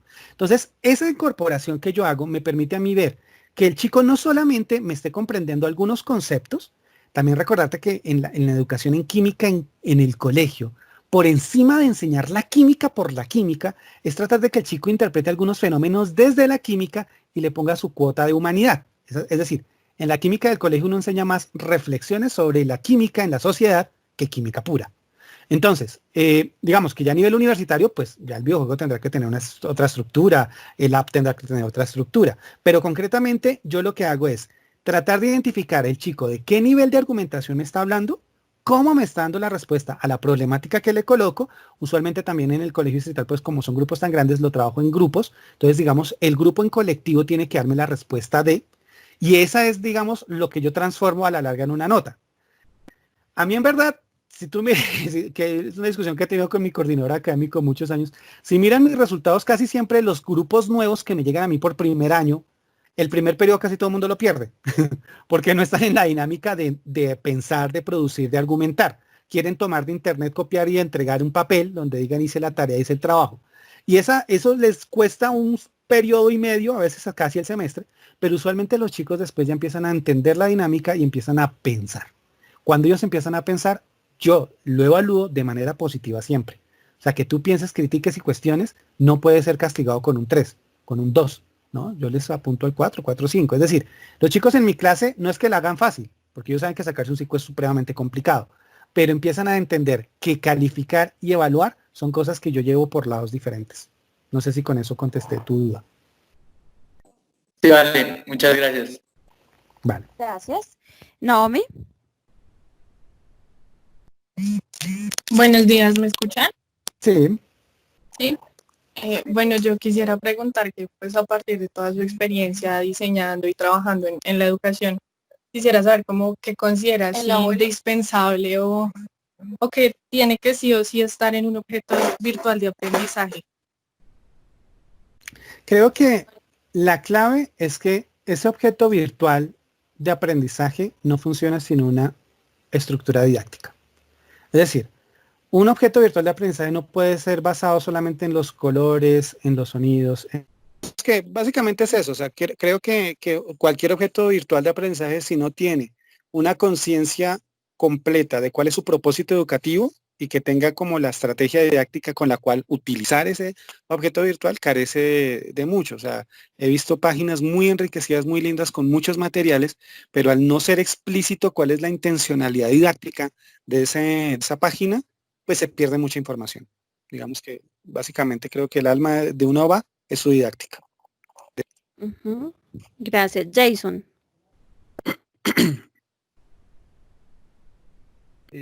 Hola, no sé si me escuchan. Sí. Listo, vale. Bueno, como primero, pues agradecerle por la charla. La verdad, pues muy interesante y pues alimenta mucho lo que es nuestro pues proyecto, que pues el proyecto de grado que estamos desempeñando. Y te quería preguntar que pues después del diseño pues del material virtual educativo, pues donde integra lo que es la parte de las tecnologías, las estructuras didácticas y el contenido, ese material educativo se debe registrar ante alguna entidad, o ante alguna secretaría, ante algún ministerio, pues ya que es propiedad intelectual. Sí, sí, hay una página. Si me escribes, te envío el enlace completo, que hay una página donde uno registra todo lo que tiene que ver con software, todo lo que tiene que ver con derechos de autor. Hay una página en la que tú tienes que enviar no tienes que enviar el programa, por ejemplo, no tienes que enviar el OVA, sino una descripción, una fotografía de él, tus datos y queda registrado, ¿sí? Y eso obviamente pues te evita complicaciones a futuro. Recuerda que si tú lo diseñas, por ejemplo, con la universidad, los derechos de eso tienen que ser compartidos con la universidad. Ya cuando tú lo diseñas por aparte o algo que no tenga que ver, digamos, con trabajo de investigación de la U ni nada, ese sí ya queda a nombre tuyo. Pero si me escribes al correo, si puedes, Gabriela, bueno, yo les pongo ahorita mi correo, ahí sí te mando el enlace directo donde se registra. Es por online, todo eso hace rato. Vale, Bueno. pues digamos para complementar un poquito ahí, también te quería preguntar, para que eso no se quede, digamos, solamente como parte del proyecto de la universidad, y digamos se pueda difundir a otros, digamos que otros maestros que quieran tener la oportunidad de tomar, digamos que estas herramientas para el desarrollo de sus clases, ¿cómo, pues digamos que cuáles serían los canales para poder difundir ese tipo de información? Digamos que una de las formas, o sea, cuando tú se lo puedes presentar, por ejemplo, a los de Colombia Aprende, puedes tratar de que ellos te lo publiquen, pero pues ellos hacen unos filtros un poquito a veces hasta ilógicos a mi punto de vista de ver, para poder promocionarlos, ¿sí? Si tú quieres directamente socializarlo, me parece que la universidad es una muy buena vitrina, o sea, para que, digamos, hayan recursos tecnológicos gratuitos para los profesores. Recuerda que tienen que ser gratuitos, ¿no? Si ya tú piensas cobrar o algo, te toca hacer algo totalmente alejado de la universidad. Pero creo que podrías poner, es que el lío cuál es, que aquí, por ejemplo, en Colombia no hay un repositorio donde tú gratuitamente subas tu material y esperes que los demás te retribuyan. No hay una vaina así como, hay la posibilidad con lo de Colombia Aprende, digamos que se arman grupos, tú puedes entrar a esos grupos y puedes socializar mucha información. Microsoft Latinoamérica tiene el grupo de profesores de TIC, profesores TIC. Entonces, si tú buscas por Microsoft Teacher, ¿cómo se llama? Teacher, no me acuerdo qué otra cosa es. Bueno, es un programa de Microsoft donde ellos hacen comunidades de profesores de diferentes asignaturas, de diferentes niveles, y entre todos ellos uno puede publicar su información. Algo así como un LinkedIn, pero solamente para cosas de profesores, ¿sí? Ese lo tiene Microsoft en ese programa. También el programa de partners de Google también te permite poner esa información así. Pero digamos que, por ejemplo, lo mejor que puede hacer es la universidad promocionar ese tipo de materiales que ellos, digamos, ya tienen como los canales de comunicación con Ministerio y con Secretaría de Educación aquí en Bogotá. Y se puede hacer. Porque ya directamente que estas entidades te lo publiquen, ellos les hacen unos filtros, una cantidad de cosas, a veces dicen, no, lo vamos a estudiar. Y pueden demorarse año y medio y no te dicen nada. Entonces creo yo que es mejor que tú lo hagas por tu parte antes de esperar que una entidad pública lo haga. Gracias. Hay una pregunta en el chat de Juan Carlos que menciona, Sí. ¿qué papel juega el uso de los videojuegos dentro de la didáctica de la educación ambiental en la resolución de problemáticas que contiene una dimensión social, cultural, política y económica compleja dentro de la realidad del país? Yo tuve la oportunidad de codirigir una tesis de pregrado donde se hacía un videojuego basado en mi videojuego. Un videojuego sobre los cuerpos de agua de Bogotá.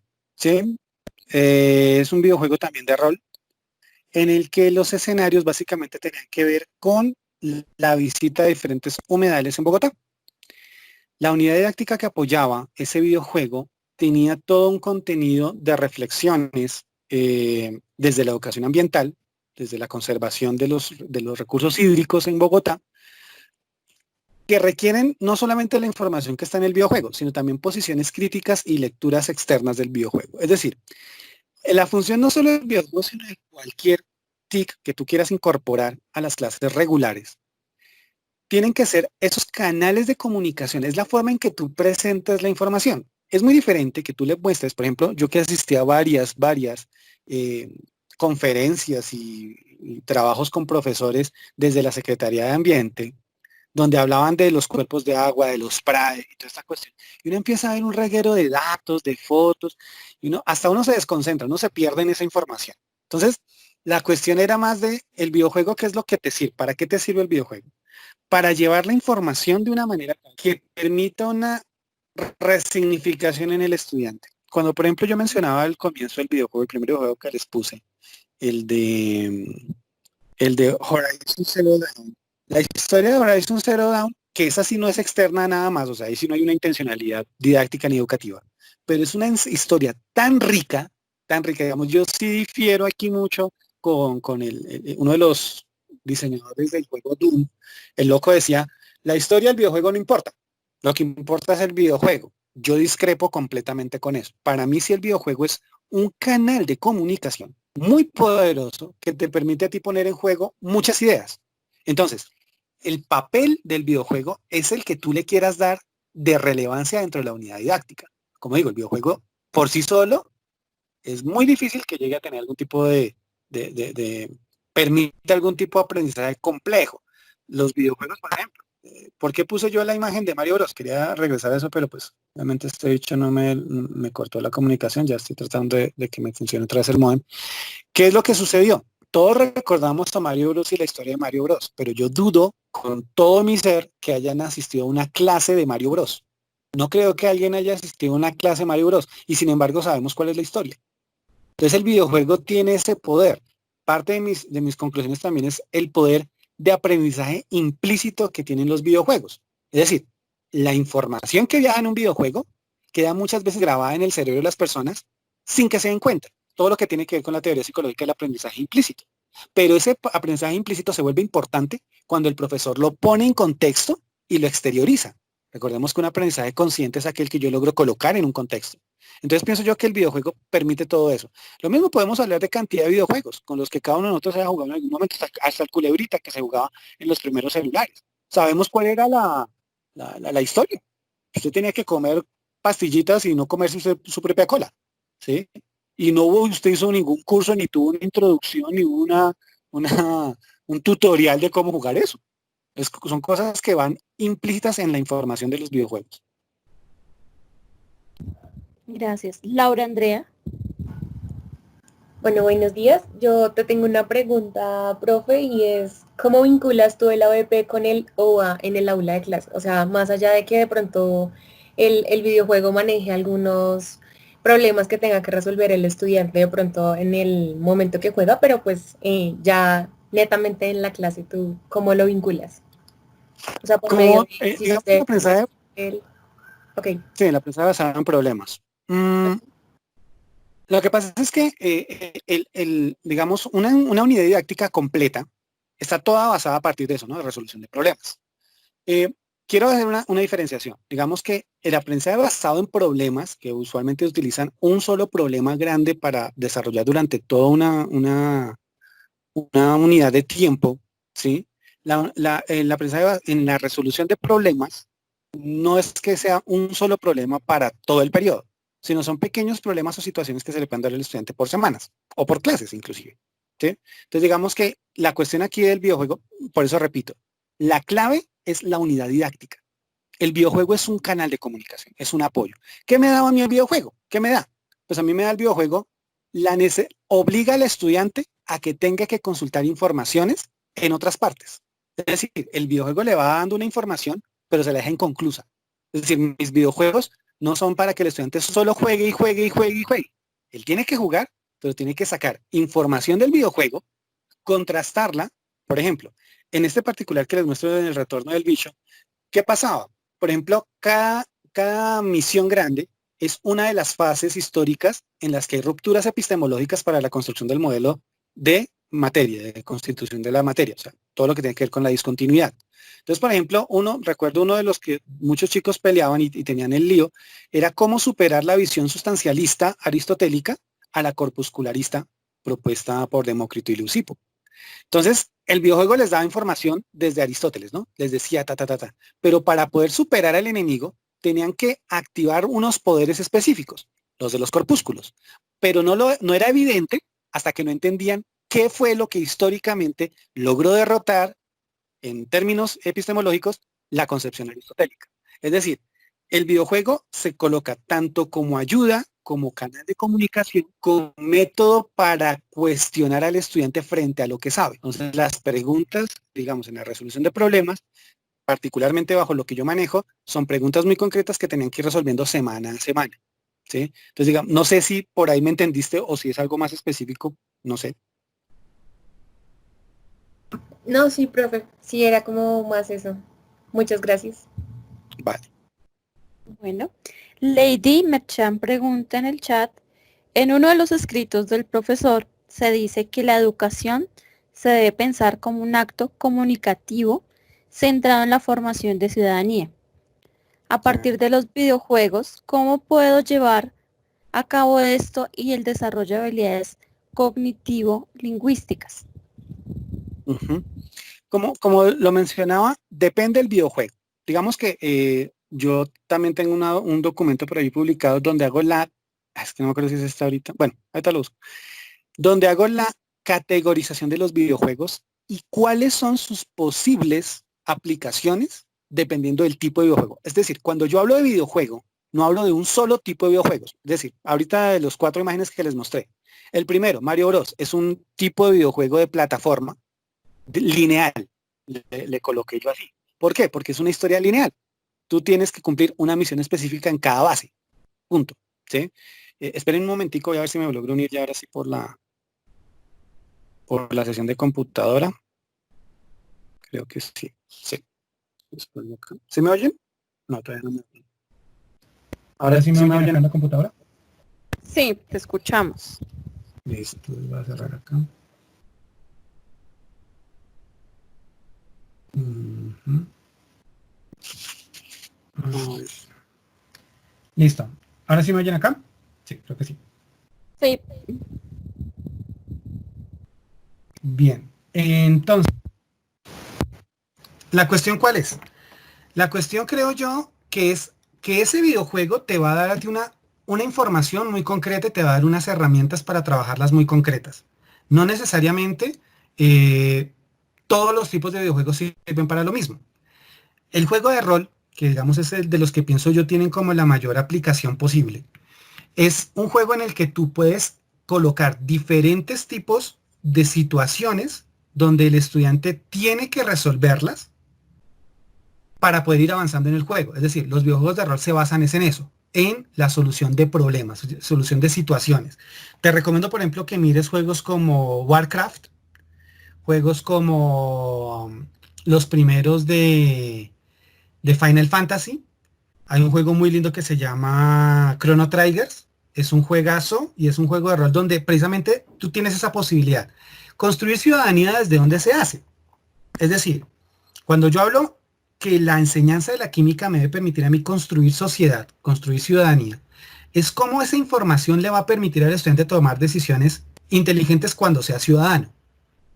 Más allá de que él sepa, por ejemplo, que es una reacción de Fehling, más allá que logre identificar los azúcares reductores bajo reacción de Fehling, es eso de qué le sirve a él en la practicidad. Hombre, si en algún momento se convierte en un congresista y tiene que votar por una ley en la que se apruebe un impuesto mayor a los compuestos, a las comidas súper azucaradas, va a entender por qué.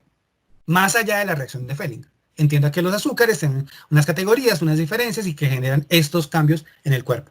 Para llegar allá, yo puedo utilizar un videojuego, puedo inventarme un videojuego con una clase específica de videojuego, donde él pueda ir conociendo esa información de manera implícita.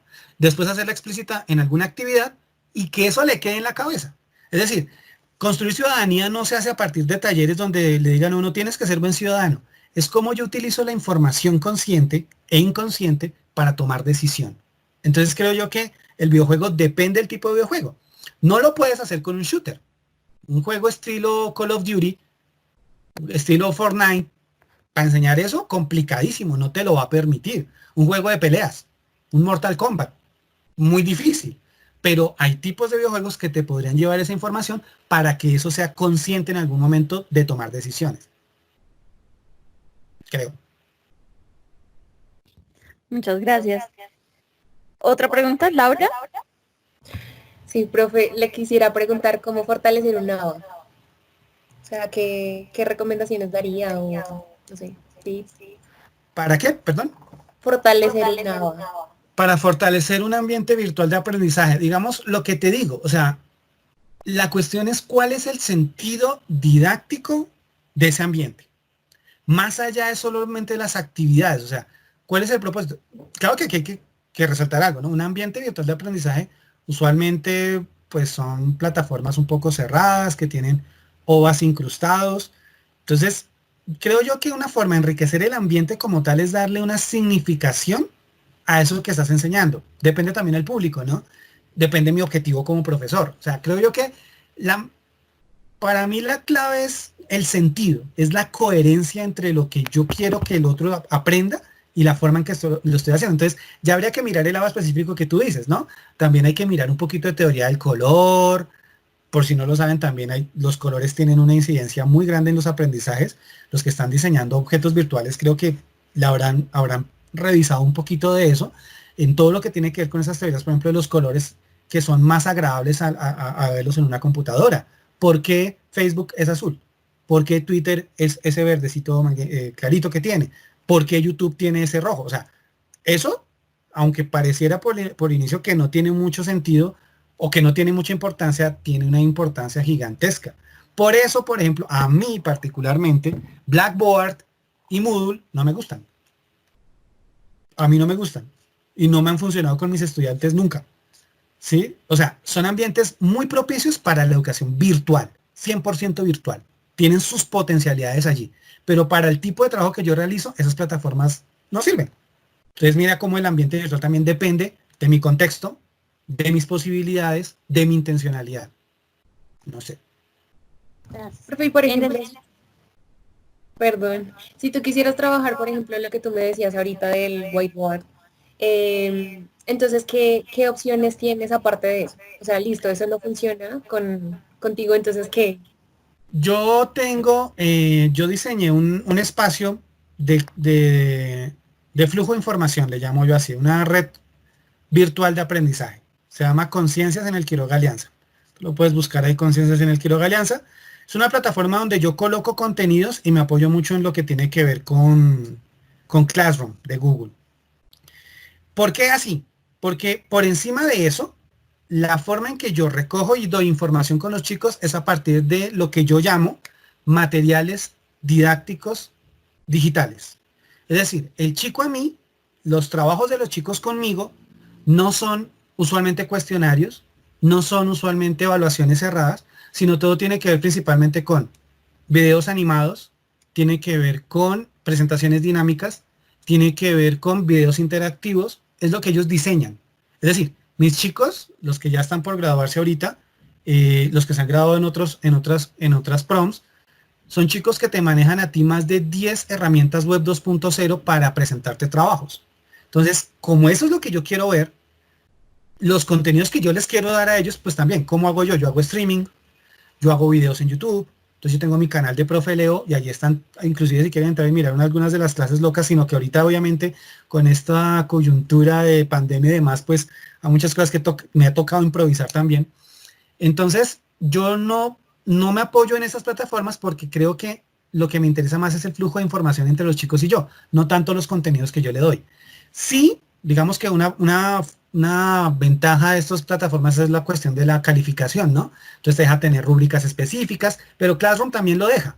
Entonces yo lo que estoy bajando ahorita en verdad, básicamente es toda la plataforma G Suite, todo lo que tiene que ver con Google, y allí estoy manejando todo. Entonces si tú entras, por ejemplo, a Conciencias en el Quiroga Alianza, ahí te vas a dar cuenta prácticamente qué es lo que yo manejo.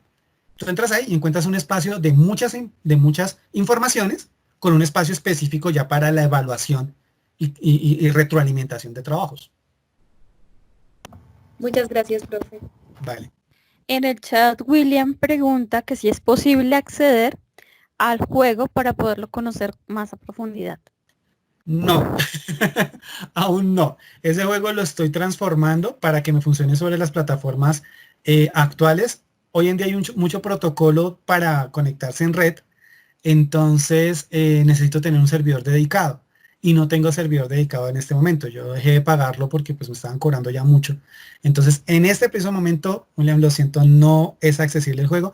Aspiro a volverlo accesible para finalizar este año. O sea, finalizando este año aspiro que sí sea accesible. En el colegio lo puedo usar porque pues lo pongo de servidor privado, lo pongo conectado a mi computadora en el colegio. Pero trabajarlo aquí así totalmente abierto online me queda muy complicado. Juan Camilo pregunta, por ejemplo, un ABA que está orientado en el proceso de aprendizaje con el modelo de aula invertida, ¿cómo sería? No entiendo. Tampoco entendí. No entendí. Ya, hola. Hola. ¿Me Sí, Juan escuchan? Camilo, sí. Sí, es que estaba intentando acomodar el micrófono y por error de enviar, entonces la envié incompleta. Pero entonces, pues, es como con relación a las preguntas de enriquecer como tal con OVAs los ambientes virtuales de aprendizaje. Entonces, como tal, ¿qué se pretende que estos OVAs le permitan al ambiente virtual, que en este caso pues es Flipped Classroom, donde el modelo como tal tiene en cuenta que pues uno tiene que aprovechar el tiempo extracurricular de los estudiantes para poder ir avanzando en las clases sincrónicas? Entonces, si uno orienta como tal un OVA, ¿qué debería como tal tener como referente estos OVAs para poderlo vincular a un ambiente virtual generalizado, sea el que sea, bien sea Teams o sea pues los diferentes que haya? Pues yo creo que también hay que mirar qué tipo de OVA quieres hacer, ¿no? Porque OVA puede ser una presentación en PowerPoint. O sea, desde las teorías de TICS, un objeto virtual de aprendizaje es cualquier cosa que yo digitalice y me sirva para llevar un mensaje, una información. Entonces, digamos que creo que en mi caso particular, por eso les digo, esto no es tal vez la receta, es como la forma muy particular. Lo que yo hago con los chicos básicamente es que ellos me produzcan los objetos virtuales. Es decir, yo diría que más que objetos virtuales de aprendizaje son como evidencia de lo que aprendizaron mediante un objeto virtual. Lo pondré yo más de esa manera. En la clase, digamos, presencial, en el momento que está uno en clase con ellos, inclusive ahorita los espacios sincrónicos que nos ha tocado tomar por internet, yo, ¿qué hago? Les muestro simuladores, les muestro visualizadores, algunos emuladores de cosas, trabajamos como muy de esa parte, pero cuando yo le pido al que me produzca algo, entonces ya yo miro su objeto virtual, entonces yo ya miro que él hizo, por ejemplo, una animación en Powtoon con interacción con él y el personaje. Digamos, eso a mí me evidencia una altísima, digamos, un altísimo aprendizaje frente no solo al desarrollo de las competencias digitales, sino dependiendo también de la información que transmita allí. Entonces, digamos que el enriquecer esos ambientes virtuales depende también de cuál va a ser mi estrategia. Por eso digo que el centro es la estrategia didáctica, porque tú tienes la estrategia didáctica donde dices, mira, yo pienso evaluar esto, yo quiero encontrar esto de la información. Eso te va a permitir a ti entender tu OVA, tu objeto virtual, cuál debe ser el sentido. Porque uno puede montar N cantidad de simuladores, animaciones, un reguero de cosas, videos, lo que tú quieras, pero si eso no tiene una forma en la que yo entienda cómo el estudiante comprende esa información, pues se va a quedar como un OVA muy demostrativo, que volvemos entonces a hace 100 años, donde todo lo demostrativo era el profesor en el puesto, con la maquinita, mostrándole a todos cómo funcionaba y escribiendo las ecuaciones en el tablero. O sea, es lo mismo pero digital. Entonces creo yo que la clave allí es entender cuál es la funcionalidad de ese OVA, si es que tú quieras dar un mensaje o quieras recibir el mensaje de parte de los estudiantes. Por eso les decía en la presentación que para mí la clave no es solamente que yo muestre información, sino yo le pido a ellos que hagan materiales. Entonces yo les pido, por ejemplo, arrancando, que es lo primero, la primera tarea que ellos tienen que hacer, un prezi. Y cuando me hacen un prezi repleto de copia y pegue, ahí empiezo a decirles, no, la idea no es esta, necesito un dibujo tuyo, es un dibujo tuyo y súbelo a prezi. O busca una imagen que te represente mejor lo que tú estás pensando. ¿Y eso de dónde lo sacamos? De la actividad que hacemos en clase ya en el grupo. ¿Y cómo lo sustentamos? De pronto con un laboratorio. Entonces creo yo que no solamente es quedarse en el OVA por el OVA, sino cuál es la intencionalidad de ese OVA, en verdad, más que comunicar, cómo piensas tú evaluar su eficacia. ¿Cómo piensas tú evaluar su impacto? No solamente los impactos desde el punto de vista tecnológico de yo diseñé un espectacular OVA, sino cuál es la retroalimentación que el estudiante hace también de ese OVA. Creo que sería más o menos por ese lado, no sé si estoy muy alejado.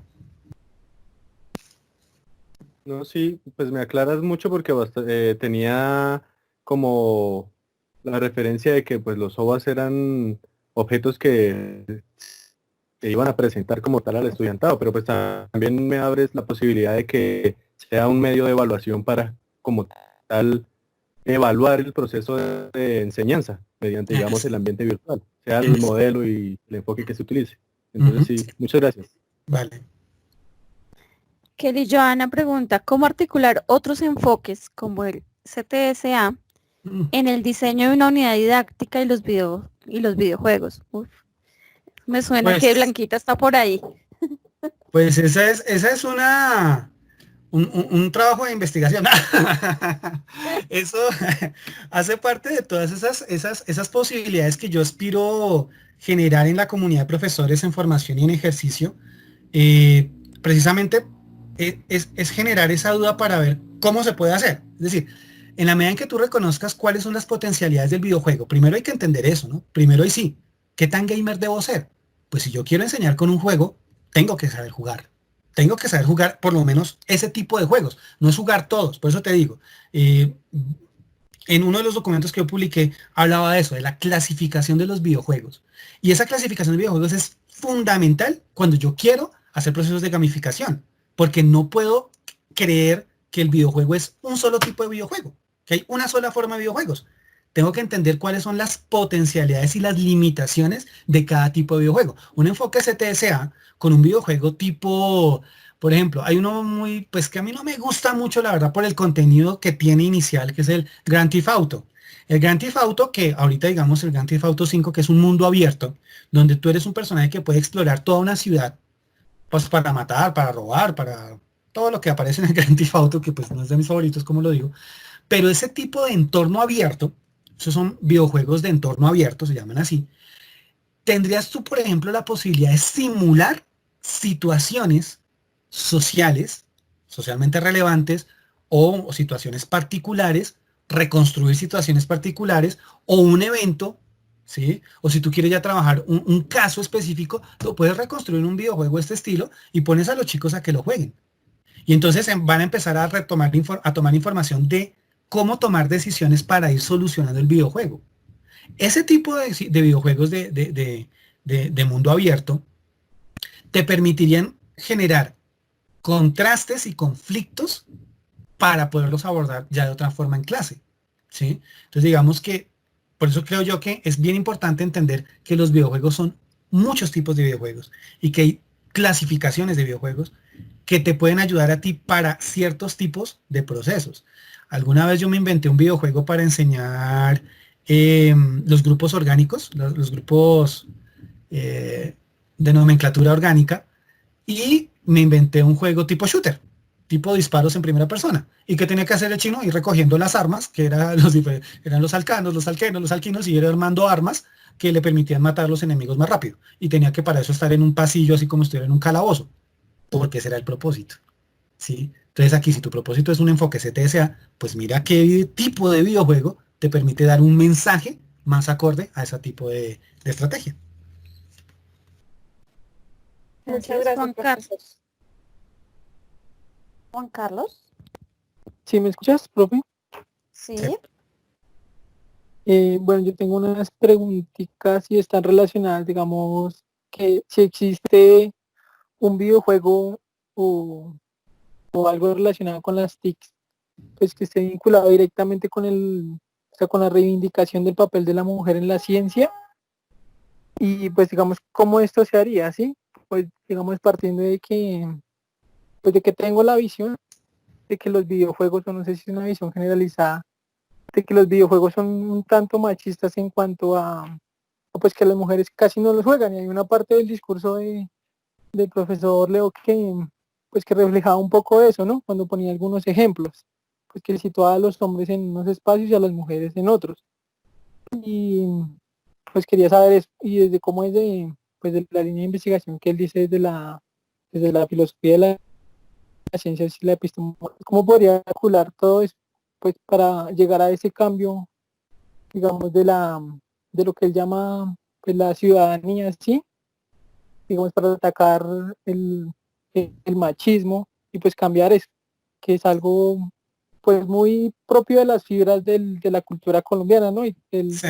pues de la cultura en general. Entonces, cómo trabajar con una problemática de esas que sí es bien, o sea, más compleja aún pues, que trabajar cualquier tópico de química. Bien, pues digamos que la cuestión de... Hay un artículo que se llama así, el machismo en los videojuegos. Está escrito hace más o menos como unos 18 años.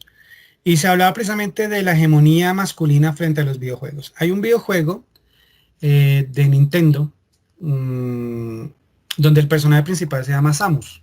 Samus es una guerrera que tiene que destruir un reguero de enemigos y demás. Es decir, la presencia de la mujer en el videojuego no solamente está en el personaje que aparece allí en el videojuego como tendencia. Las mujeres, de hecho, fueron de las primeras programadoras que permitieron el desarrollo de ciertas cosas para la tecnología de los videojuegos. Hay una, no me acuerdo ahorita dónde está publicado, hacen precisamente, es de una revista de ingeniería donde hacen el historiograma de la participación de las mujeres en el diseño de videojuegos. Y es altísimo, es enorme.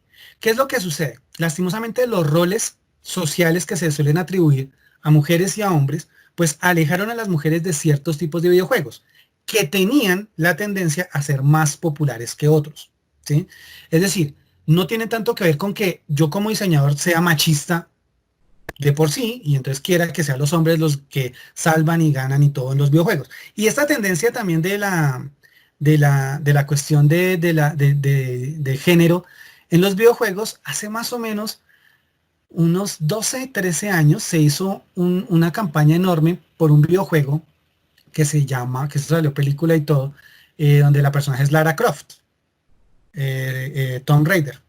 Tomb Raider es el primer videojuego súper popular, súper popular, porque aparecía para todas las plataformas, donde la personaje principal era una mujer, ¿sí? Entonces digamos que es un intento de evidenciar que eso se ve peligroso, bueno, y siempre van a aparecer problemas, ¿no? En su momento las feministas dijeron que no, que por qué Lara Croft tenía que salir en shorts, que por qué no salía con un traje completo para no mostrar entonces que era la parte femenina. Bueno, siempre van a aparecer este tipo de situaciones y de problemas, pero yo creo que tiene que ver más que todo es con la forma en que yo llego con esos mensajes a las personas. Entonces, los videojuegos no son machistas de por sí. Lo que pasa es que lastimosamente los espacios donde a la mujer se pone a jugar, ¿sí?, no son iguales a los que hoy en día existen. O sea, no existían ahora existen mucho más. Por ejemplo, hoy en día existen jugadoras profesionales de videojuegos. Entonces uno dice, bueno, ¿y con quiénes juega? Juega con un personaje hombre. Entonces ella está siendo machista porque el personaje del juego es hombre. Entonces, obvio, apareció toda una serie de críticas a Mario Bros. Porque era la princesa la que tenían que rescatar. Porque no era una princesa la que rescataba a Mario. Y entonces uno dice, mire Mario Bros 2. En Mario Bros 2 usted puede escoger a la princesa si quiere jugar con una princesa. Y es un juego que es un juego de hace 26 años. Entonces, es una tendencia a creer eso de que los videojuegos son más para hombres que para mujeres. Que depende, como lo mismo de lo que yo mencionaba del chip con el que vienen implantados las nuevas generaciones. No existe. Depende de la interacción que tenga la persona. Uno de los juegos ahorita, shooters más o sea, los que está en boga, que es por ejemplo lo que es el Fortnite y lo que es el Call of Duty, la cantidad de personajes mujeres que aparecen en estos juegos es brutal. Y son los personajes con mejores atributos que los hombres. Entonces los hombres no podemos... No, pues es que me toca jugar con una personaje mujer, entonces me voy a sentir gay. Ese tipo, digamos, de problemas viene más por la forma en que se presenta la información que porque la información está implícita. Entonces yo ahí sí salgo a abogar un poco por la cuestión de esto de creer que es que se quiera ver o se quiera ser machista con el videojuego. Mi videojuego, por ejemplo, tú puedes escoger si eres hombre o mujer, pero me queda muy complicado poner todos los géneros que aparecen en el espectro para que puedan elegir, porque entonces me tildaría el que juega, entonces, pero pues usted me está metiendo aquí identidad de género, me está mezclando, es decir, pienso yo que ese tipo de problemas no hacen parte de lo que los videojuegos puedan estar transmitiendo, sino de cuál es la intencionalidad de la persona que los juega. ¿Sí? Yo puedo jugar Mario Bros con el espíritu de niño de que pues quiero salir adelante, o puedo jugar Mario Bros como la niña que encarna a este personaje y quiere rescatar a todo el mundo. Entonces son cuestiones que van más allá del simplemente del diseño del videojuego, van más en cuestiones sociales, políticas que se nos van a escapar siempre a nosotros. Entonces, cuando yo hablo de generar ciudadanía, no es con el videojuego solamente, repito, es toda la unidad didáctica que me soporta el uso de ese videojuego. No es el videojuego por sí. El videojuego no es la solución para mejorar la enseñanza de la química. Es la estrategia didáctica que se apoye, que gestione la información y que se apropie de los poderes del videojuego para mejorar la enseñanza de la química. Eso es muy diferente, ¿sí? Entonces, yo te invito, por ejemplo, también a que mires toda la cantidad de videojuegos que hay específicos para mujeres, porque los hay, que no son muy populares. Ese es problema de analfabetismo digital. Eso es problema de que aquí no nos llega toda la información como debería. Así como hay videojuegos supremamente machistas. Total. Como la televisión. Encontrarás el programa super machista, encontrarás el programa super feminista, encontrarás de todo en el espectro. Tu papel como profesor es ver eso, cómo se articula en una estrategia didáctica para llevar cierta información a los estudiantes para que ellos tengan la posibilidad de juzgarla, criticarla, evaluarla y tomar en sentido para que ahí sí sean, de alguna forma, decisiones de ciudadanos conscientes. Pensaría yo que es por ese lado. Bueno, profesor Leonardo, muchas gracias. Creo que lo que siempre pasa, nos dejas con más cosas, más interés, más inquietudes en el tema, pero también nos llenas también de contribuciones didácticas muy pertinentes en este momento. Muchas gracias por la charla, muchas gracias por aceptar esta invitación, porque fui muy insistente. No, pero estuvo muy bien. Muchísimas gracias por darme el tiempo, el espacio. En verdad ha sido un momento muy, muy grato para mí. Espero pues igual todas esas dudas, esas cuestiones que se les aparezcan, gestiónenlas en sus proyectos en sus proyectos de trabajo, ¿sí? Digamos que eso es algo bien lindo que todos debemos hacer. Le agradezco de nuevo el espacio a la profesora Blanca también, a todos los participantes acá, a los visitantes que estuvieron. Y pues bueno, les dejo en pantalla mi información por si alguno quiere escribir y consultar cositas. Y gracias, Gabriela, de nuevo. Ha sido un Muchas placer. gracias, profe Leonardo, y muchas gracias a los invitados que estuvieron aquí. Muchas gracias.